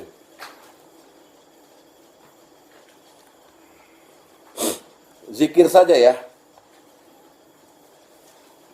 Jadi nggak pakai doa, tapi zikir saja.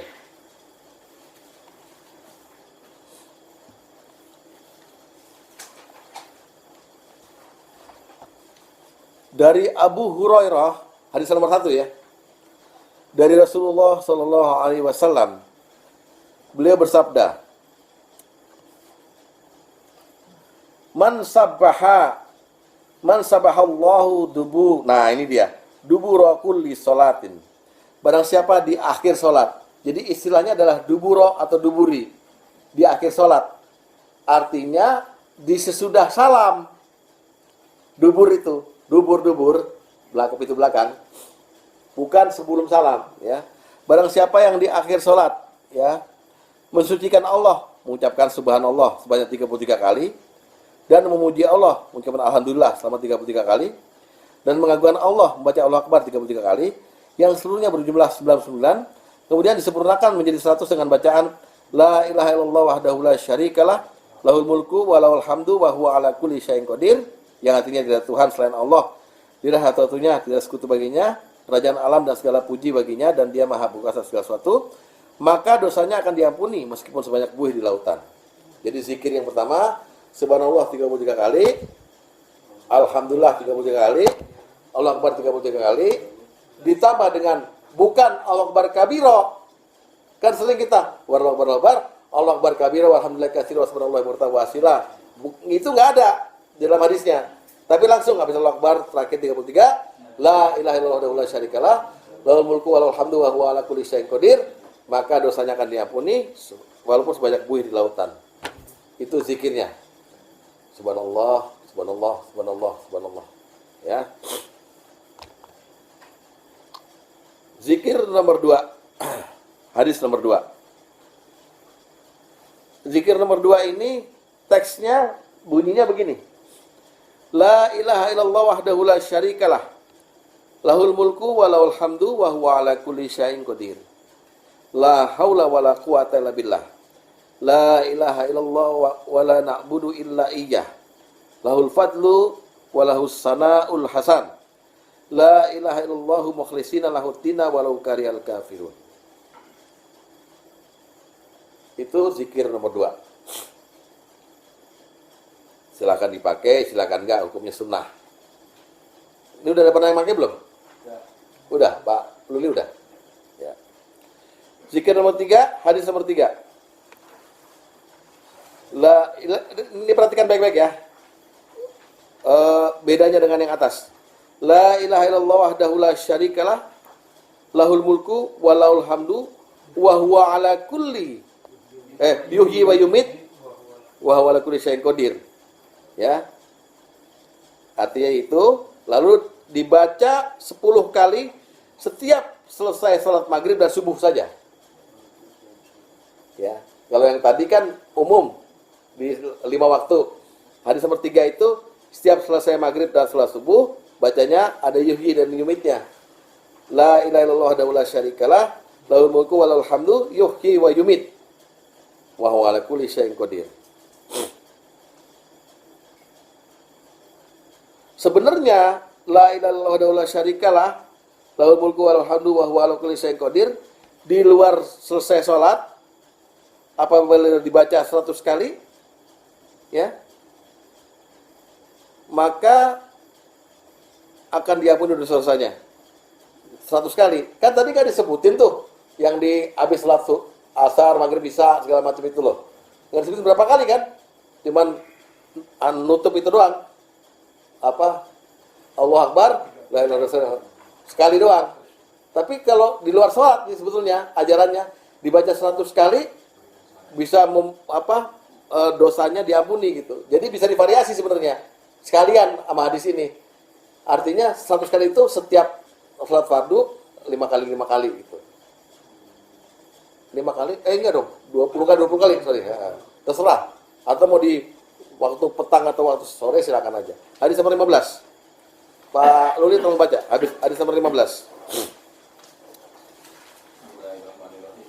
Dari Abu Hurairah bahwasanya Rasulullah Shallallahu Alaihi Wasallam telah bersabda, barang siapa yang mengucapkan La ilaha illallah wahdah, La ilaha illallah La ilaha illallah wahdah, la syarika lahu lahul mulku wa lahul hamdu wa huwa ala kulli syai'in qadir. Tiada Tuhan selain Allah, dialah Tuhan yang Maha Esa, tidak ada sekutu baginya. Dialah yang memiliki alam semesta dan segala puji hanya baginya. Allah adalah Maha Kuasa atas segala sesuatu. Dalam sehari 100 kali, maka orang tersebut akan mendapat pahala sama seperti orang yang memerdekakan 100 orang juga. Dicatat 100 kebaikan untuknya, dihapus 100 keburukan untuknya. Pada hari itu, ia akan terjaga dari godaan setan sampai sore hari, dan tidak ada orang lain yang melebihi pahalanya, kecuali orang yang membawa lebih banyak. membaca lebih banyak. Membaca lebih banyak dari itu. Barang siapa membaca Subhanallah wa bihamdi, maksudnya Allah dan segala puji baginya 100 kali dalam sehari, maka dosanya akan dihapus meskipun sebanyak bumi di lautan. Ya, ini di luar sesudah sholat, di luar zikir ini ya. Maksudnya Rasulullah pernah ngajarin juga la ilaha illallah 100 kali dan subhanallah wa bihamdi 100 kali. Apa? Iya, di pagi petang nih sebetulnya. Ya, jadi terserah Bapak. Bahkan katanya yang lebih banyak dari itu lebih baik juga. 1000 beberapa terserah. 101 lah. 101 kan yang lebih banyak dari itu. Kadang-kadang lupa tadi udah 33. Ya, ini begitu. Orang-orang Minang begitu. Kalau di dalam bahasa Matraman buntut gasir. Ya tambahinnya 1. Tambahin 50. Gile. Udah 100 ya Allah kan lebih baik kata gitu. Bid'ah. Nah, kita sekarang masih melanjutkan yang ini yang di luar sholat ya. Yang di luar sudah sholat. Kan tadi udah 3 ya. Bahwa tasbih itu kan disebut di situ. Barang siapa yang baca subhanallah wa bihamdi 100 kali, diampuni dosanya sebanyak buih di lautan itu. Jadi tasbih 100 kali itu adalah kata Rasulullah memperoleh 1000 kebaikan. Jadi selain diampuni dosanya, 1000 kebaikan kita dapat. Pak Agus baca hadis nomor 16 nih. Bismillahirrahmanirrahim. Dari Sa'ad bin Abi Waqqas, dia berkata, kami pernah berada di sisi Rasulullah SAW. Setelah itu beliau bertanya, apakah mampu salah seorang dari kalian memperoleh 1000 kebaikan dalam sehari? Lalu salah seorang dari para sahabat bertanya, ya Rasulullah, bagaimana mungkin seseorang akan mampu meraih 1000 kebaikan dalam sehari? Rasulullah berkata, yusabbihu mi'ata tasbihatin fayuktamu lahu alfu hasanatin au yuhaqqu anhu alfu khati'atin. Ketahuilah bahwa orang yang bertasbih 100 kali dalam sehari akan dicatat 1000 kebaikan untuknya dan dihapus 1000 kesalahan darinya. Ya. Ini sekedar aja. Boleh nggak habis sholat? Ini kan umum. Iya boleh nggak? Boleh aja. Jangan gitu. Nah kan boleh aja tuh. Kena lo, habis lo. Jadi gimana bismillah sebelum sholat? nih jebakan nih. Biar dia profesor kalah deh, Padang. Ya, kita mengikut aja ya. Itulah Pak Tom. Ada kata-kata kualap istilahnya. Nah, tasbih apa ini yang disenangi nama Allah? Selain subhanallah bihamdi, subhanallahil azim. Ya, subhanallah bihamdi, subhanallahil azim. 100 kali, berarti 1000 kebaikan datang, 1000 kejelekan dihilangkan oleh Allah. Pak Yanto, hadis nomor ke-17. Bismillahirrahmanirrahim. Dari Abu Hurairah radhiyallahu anhu, ia berkata, Rasulullah alaihi wasallam bersabda, 2 kalimat yang ringan di lisan namun berat pada timbangan dan dicintai oleh Ar-Rahman, yaitu Subhanallahi wa bihamdihi, Maha suci Allah dan dengan segala pujian kepadanya, Subhanallahil azim, Maha suci Allah yang Maha Agung. Ya. Udah ya. Jadi itu cuman rahasia tadi bahwa la ilaha illallah syarika dan subhanallah bihamdi, ternyata juga di luar sesudah sholat itu juga dilazimkan oleh Rasulullah dengan ajron, dengan balasan seperti itu. 1000 kebaikan, dihapus dosa segala macam ya. Jadi kalau kata Pak Tom boleh juga habis sholat ini boleh, umum nggak apa-apa katanya ya. Oke. Ini darah Rasul. Oh iya. Yang tadi bukan ya, yang bismillah bukan, bukan. Nah, nomor 4. Zikir nomor 4 kan? Zikir sesudah sholat nomor 4 kan? Yang tadi kan baru 3 nomor. Nomor 4, Dede baca hadis nomor 4. Bismillahirrahmanirrahim.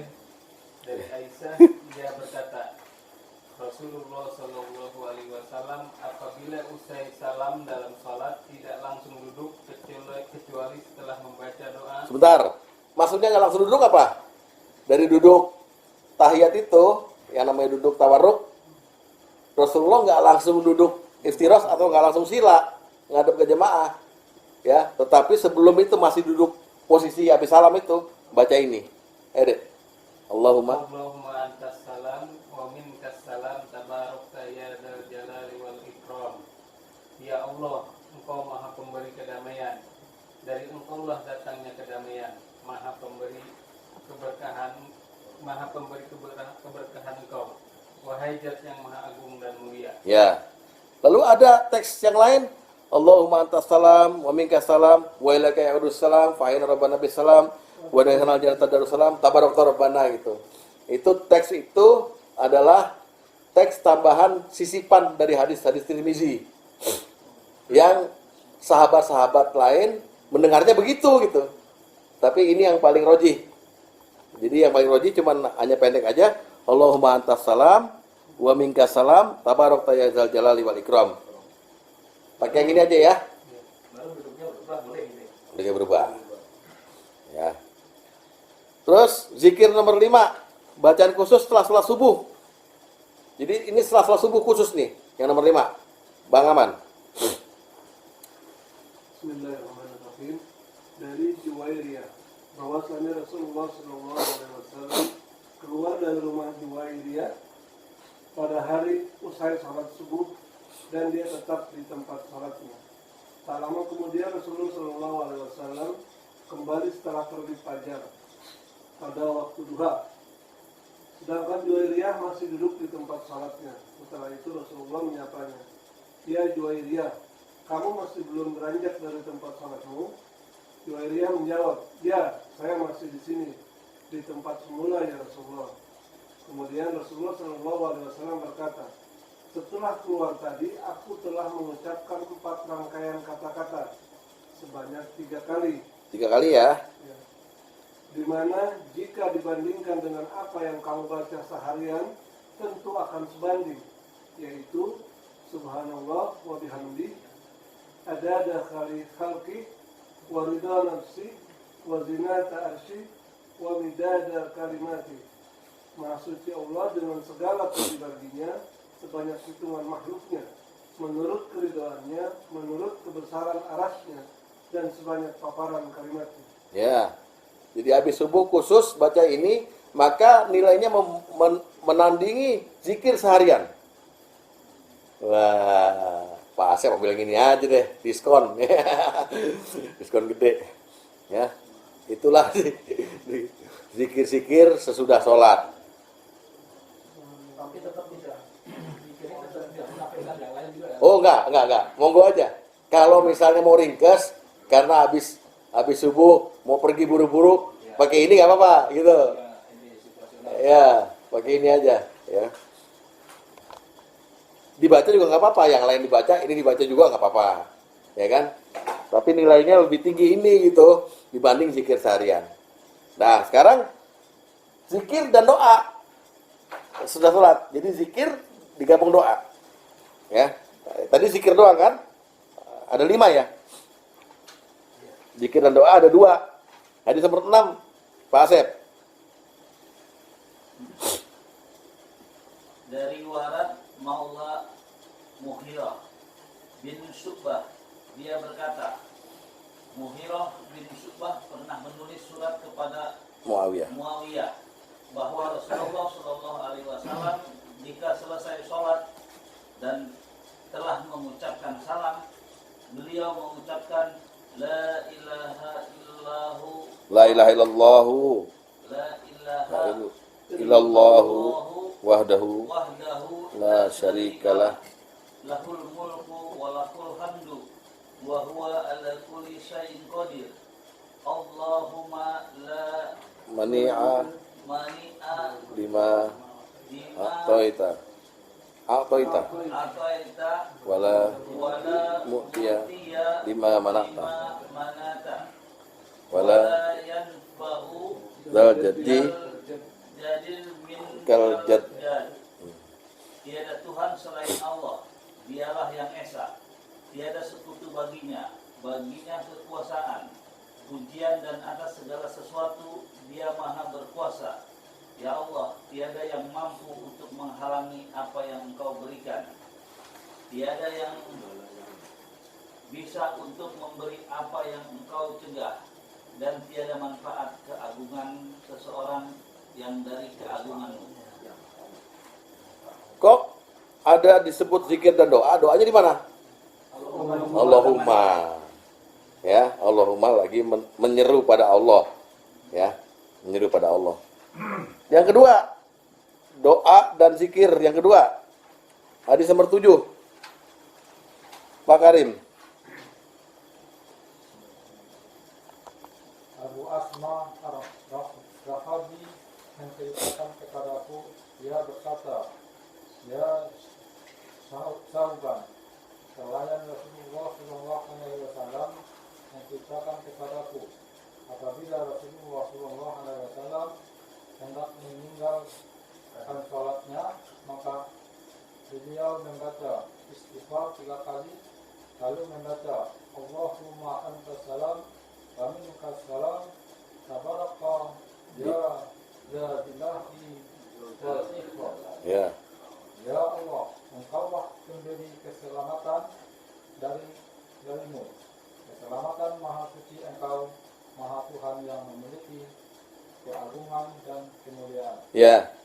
Jadi astaghfirullahalazim, astaghfirullahalazim, astaghfirullahalazim. Allahumma antas salam wa minkas salam, tabarakta ya dzal jalali wal ikram. Lalu kok ada astaghfirullahalazim, la ilaha illa huwal hayyul qayyum wa atubu ilaih. Ada hadisnya, tetapi bukan untuk sesudah sholat. Pernyataan dari Rasulullah, barang siapa yang membaca itu akan diampuni dosanya walaupun dia lari dari medan perang. Hadis nomor 18, Pak Tom. 18.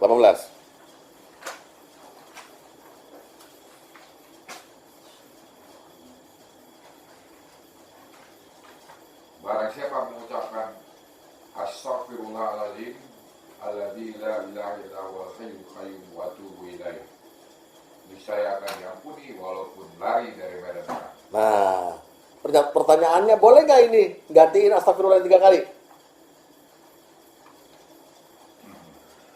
Ganti.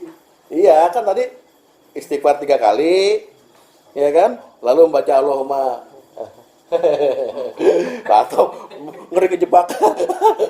Nggak apa-apa, nggak ada kaitannya sama Holland Bakri, Pak. Nggak ada. Ya khususnya nggak ada kan. Nah, makanya. Ya, jadi Hah? Umum tadi kan, yang Pak Anton baca umum ya. Tapi di sini juga bukan astagfirullahaladzim yang tadi hadis yang dibacakan Pak Karim. Nggak ada istighfar 3 kali. Kan kata-katanya ada tuh, istighfar 3 kali. Kalau di hadisnya itu tulisan Arabnya astagfirullah salah sama roh. Salah sama roh. Ya, astagfirullah. Ya, astagfirullah. Apa? Astagfirullah salah Bukan astagfirullah itu. Min solatihi istaghfarallahu. Mohon ampun pada Allah, iya. Bukan astagfirullah. Istaghfarallahu. Mohon ampun pada Allah. 3 kali. Salah sama roh. Istaghfarallahu berarti kan mohon ampun pada Allah. Boleh nggak pakai sayur istighfar, Pak? Pak Tom? Jadi habis salam kan Rasulullah langsung astagfirullah. Kita anggap begitu ya. Atau astagfirullahaladzim. Boleh nggak pakai sayur istighfar? Allahumma anta rabbi la ilaha illa anta khalaqtani. Tadi 3 kali.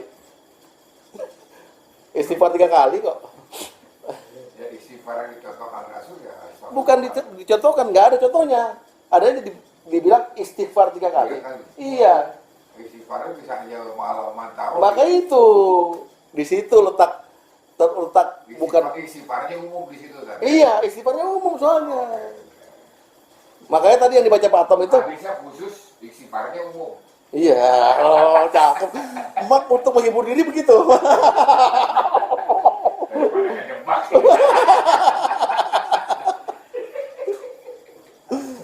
Oke. Istighfarullah salah sama roh. Mohon ampun pada Allah 3 kali. Lah mohon ampun tadi ada Pak Atom baca hadisnya. Barang siapa yang baca astagfirullahaladzim la ilaha illallah wa atubu ilaih, maka akan diampuni dosanya walaupun lari dari medan perang. Lah, pakai itu boleh nggak istighfarnya? Boleh. Pakai itu, pakai saya dulu istighfar. Allahumma anta rabbi la ilaha illa anta khalaqtani. Boleh? Akhirnya kipas dulu. Gitu. Susah jadi profesor.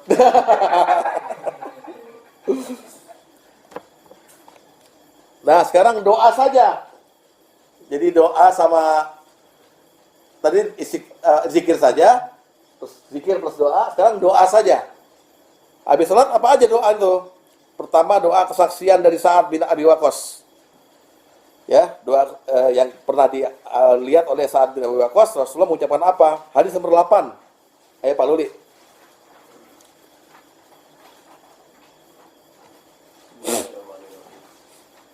Dari Sa'ad bin Abi Waqqas berkata, setiap selesai sholat, Rasulullah SAW berdoa memohon perlindungan kepada Allah dari beberapa perkara dengan mengucapkan Allahumma inni a'udzubika minal bukhli wa a'udzubika minal jubni wa a'udzubika an aradda ila arzalil Umur. wa a'udzubika min Fitnatid dunya. wa a'udzubika min azabil qabr. Ya Allah, aku berlindung kepadamu dari sifat pikir. Aku berlindung kepadamu dari sifat pengecut. Aku berlindung kepadamu kepikunan. Aku berlindung dari fitnah dunia. Dan aku berlindung kepadamu dari siksa kubur. Ya. Ini susunannya terserah Pak ya. Doa dulu, apa-apa. Tapi lebih baik tadi tuh. Karena Rasulullah belum beranjak dari ini. Sebelum baca Allahumma anta salam, astagfirullah gitu. Ya, baru subhanallah 3 kali, baru doa ini terserah. Itu doa dari Sa'ad bin Abi Waqqas. Sekarang doa kesaksian Al-Barra. Pak Agus, hadis nomor 9. Bismillahirrahmanirrahim. Dari Al-Barra radhiyallahu anhu, ia berkata, bahwasanya apabila kami salat di belakang Rasulullah, kami lebih suka berada di saf sebelah kanannya, karena beliau akan menghadapkan wajahnya kepada kami. Dan aku mendengar beliau berdoa dengan mengucapkan, Rabbi qini Rabbi ini Azabak. ada baka yauma tab'asu au Ma'u mau ibadak. wahai Tuhanku, jauhkanlah aku dari azabmu pada hari di mana engkau membangkitkan atau mengumpulkan hamba-hambamu. Ya. Tuh doanya lagi. Tahu, udah pernah belum bapak-bapak nih? Belum ya. Terus kesaksian Muslim bin Abi Barkah, hadis nomor 10 Yanto. Bismillahirrahmanirrahim. Dari Muslim bin Abu Bakrah, ia berkata bahwasanya Nabi Shallallahu Alaihi Wasallam berdoa di akhir sholatnya dengan doa Allahumma inni a'udzubika minal kufri wal faqri wa adzabil qabr. Ya Allah, sesungguhnya aku berlindung kepadamu dan dari kekufuran dan kefakiran, dan aku berlindung kepadamu dari siksa kubur. Ya.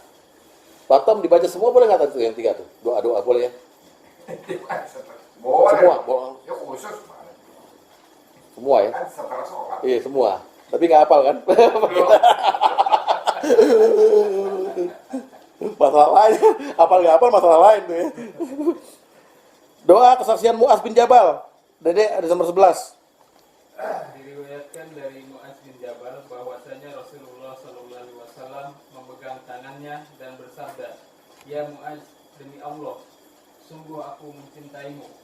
Kemudian aku mewasiatkanmu, wahai Mu'az, setiap selepas sholat bacalah doa. Allahumma inni ala zikrika wa syukrika wa husni ibadatik." Nah. Ya Bagus. Allah, bantulah aku dalam berzikir kepadamu atau mengingatmu, mensyukuri nikmatmu, dan melakukan ibadah yang baik kepadamu. Nah, ini doa paling agung nih ya. Karena kita minta supaya diberi kekuatan untuk bisa mengingat Allah, bersyukur padanya gitu ya.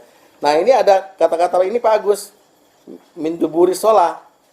Di Hisnul Muslim, ini masuk doa sebelum salam. Sebelum salam di Hisnul Muslim. Sebelum salam. Padahal ini ada kata-kata duburi sholat. Di akhir sholat, maksudnya sesudah salam. Ya, nggak apa-apa. Bukan berarti salah itu Hisnul Muslim. Ya, Ini nggak ada khusus setelah sholat sih, Ustaz? ada dong. Nomor 11? Ada dong. Ada. Diburi sholat. Oh, selepas sholat. Selepas sholat. Ya, Iya. Duburi Udah sholat. termasuk antum udah kasih dulu. Iya. Ha-ha. Cuman di Hisnul Muslim masuk ke daftar doa sebelum salam. Oh, Iya. bertentangan sama ini. Ya enggak bertentangan. Oh, Ini salah baca aja kan gelap dia nggak ada PLN. mereka ada dari rem. Terus doa khusus setelah sholat subuh. Hadis nomor 12. Bang Aman. Dari Ummu Salamah bahwa Nabi Shallallahu Alaihi Wasallam membaca doa apabila usai sholat subuh dan saat selesai salam. Allahumma inni as'aluka ilman nafi'a wa rizqan thayyiban wa 'amalan mutaqabbala. Ya Allah, aku memohon kepadamu ilmu yang bermanfaat, rezeki yang baik dan amal yang diterima. Ya, khusus subuh ya. Khusus habis subuh ya. Tambah lagi sama yang tadi itu yang dari Juwariyah. Wah, mantep doanya tuh. Jadi doa-doa yang mau keinginan kita itu di akhir malam aja. Ini doa-doa habis sholat fardu nih yang dituntun begini, ya. Ya. Nah, sekarang terakhir baca ayat Quran. Baca ayat Quran termasuk zikir atau doa? Dua-duanya. Zikir maupun doa sebetulnya, ya kan? Iya, karena ada minta perlindungan segala macam itu. Nah, pertama habis sholat dianjurkan, disunahkan oleh Rasulullah baca Al-Falaq dan An-Nas. Pak Asep, hadis nomor 13. Dari Uqbah bin Amir, ia berkata, Rasulullah Shallallahu Alaihi Wasallam pernah memerintahkan kepadaku untuk membaca muawwidzatain, surah An-Nas dan Al-Falaq setiap habis sholat. Ya. Jelas ya? Nah, Pak Tom boleh nih. Al-Falaq sama An-Nas berarti ya. Ulang Al-Falaq. Karena di Setelah. setelah. Kalau sebelum tadi kan umum ya. Kalau ini khusus setelah. Sebelumnya umumnya Oh. dipakai sebelum. Sebelum.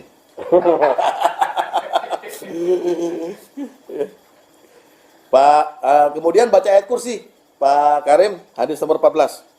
Man qara'u ayatal kursi Duburi kulli sholatin maktubah. Maktubah, ya. Barang siapa? Siapa yang membaca ayat kursi setiap selesai sholat fardu, tidak ada yang menghalanginya masuk surga selain kematian. Apa maksudnya? Nggak ada yang menghalangi masuk surga kecuali kematian. Bukan. Barang siapa yang baca ayat kursi setelah selesai sholat fardu, terus mati, pasti masuk surga. Gitu maksudnya. Terus mati, pasti masuk surga. Cuman kalau nggak mati-mati, belum tentu gitu. Nah, ayat kursi juga secara umum, manfaatnya bisa dilihat di hadis nomor 19. Ayat kursi secara umum. Pak Luli. Ketika seseorang membaca ayat kursi di waktu petang, maka ia akan dilindungi oleh Allah dari berbagai gangguan hingga waktu pagi. Dan ketika seseorang membacanya di waktu pagi, maka ia akan dilindungi oleh Allah dari berbagai gangguan hingga waktu petang. Ya. Itu di luar sesudah sholat. Waktu pagi maksudnya waktu antara waktu syuruk dengan sampai duha, sampai sebelum zuhur. Waktu petang antara habis asar sampai sebelum isya. Tapi tuntunan Islam Muslim itu sesudah subuh dan sesudah maghrib. Iya, Boleh ya? iya. Habis asar, petang itu kan habis asar sampai sebelum isya. Isya berkumandang malam. Itu. Kalau habis maghrib, Habis maghrib itu kan masuk petang, Pak. masih petang ya? Iya, masuk petang.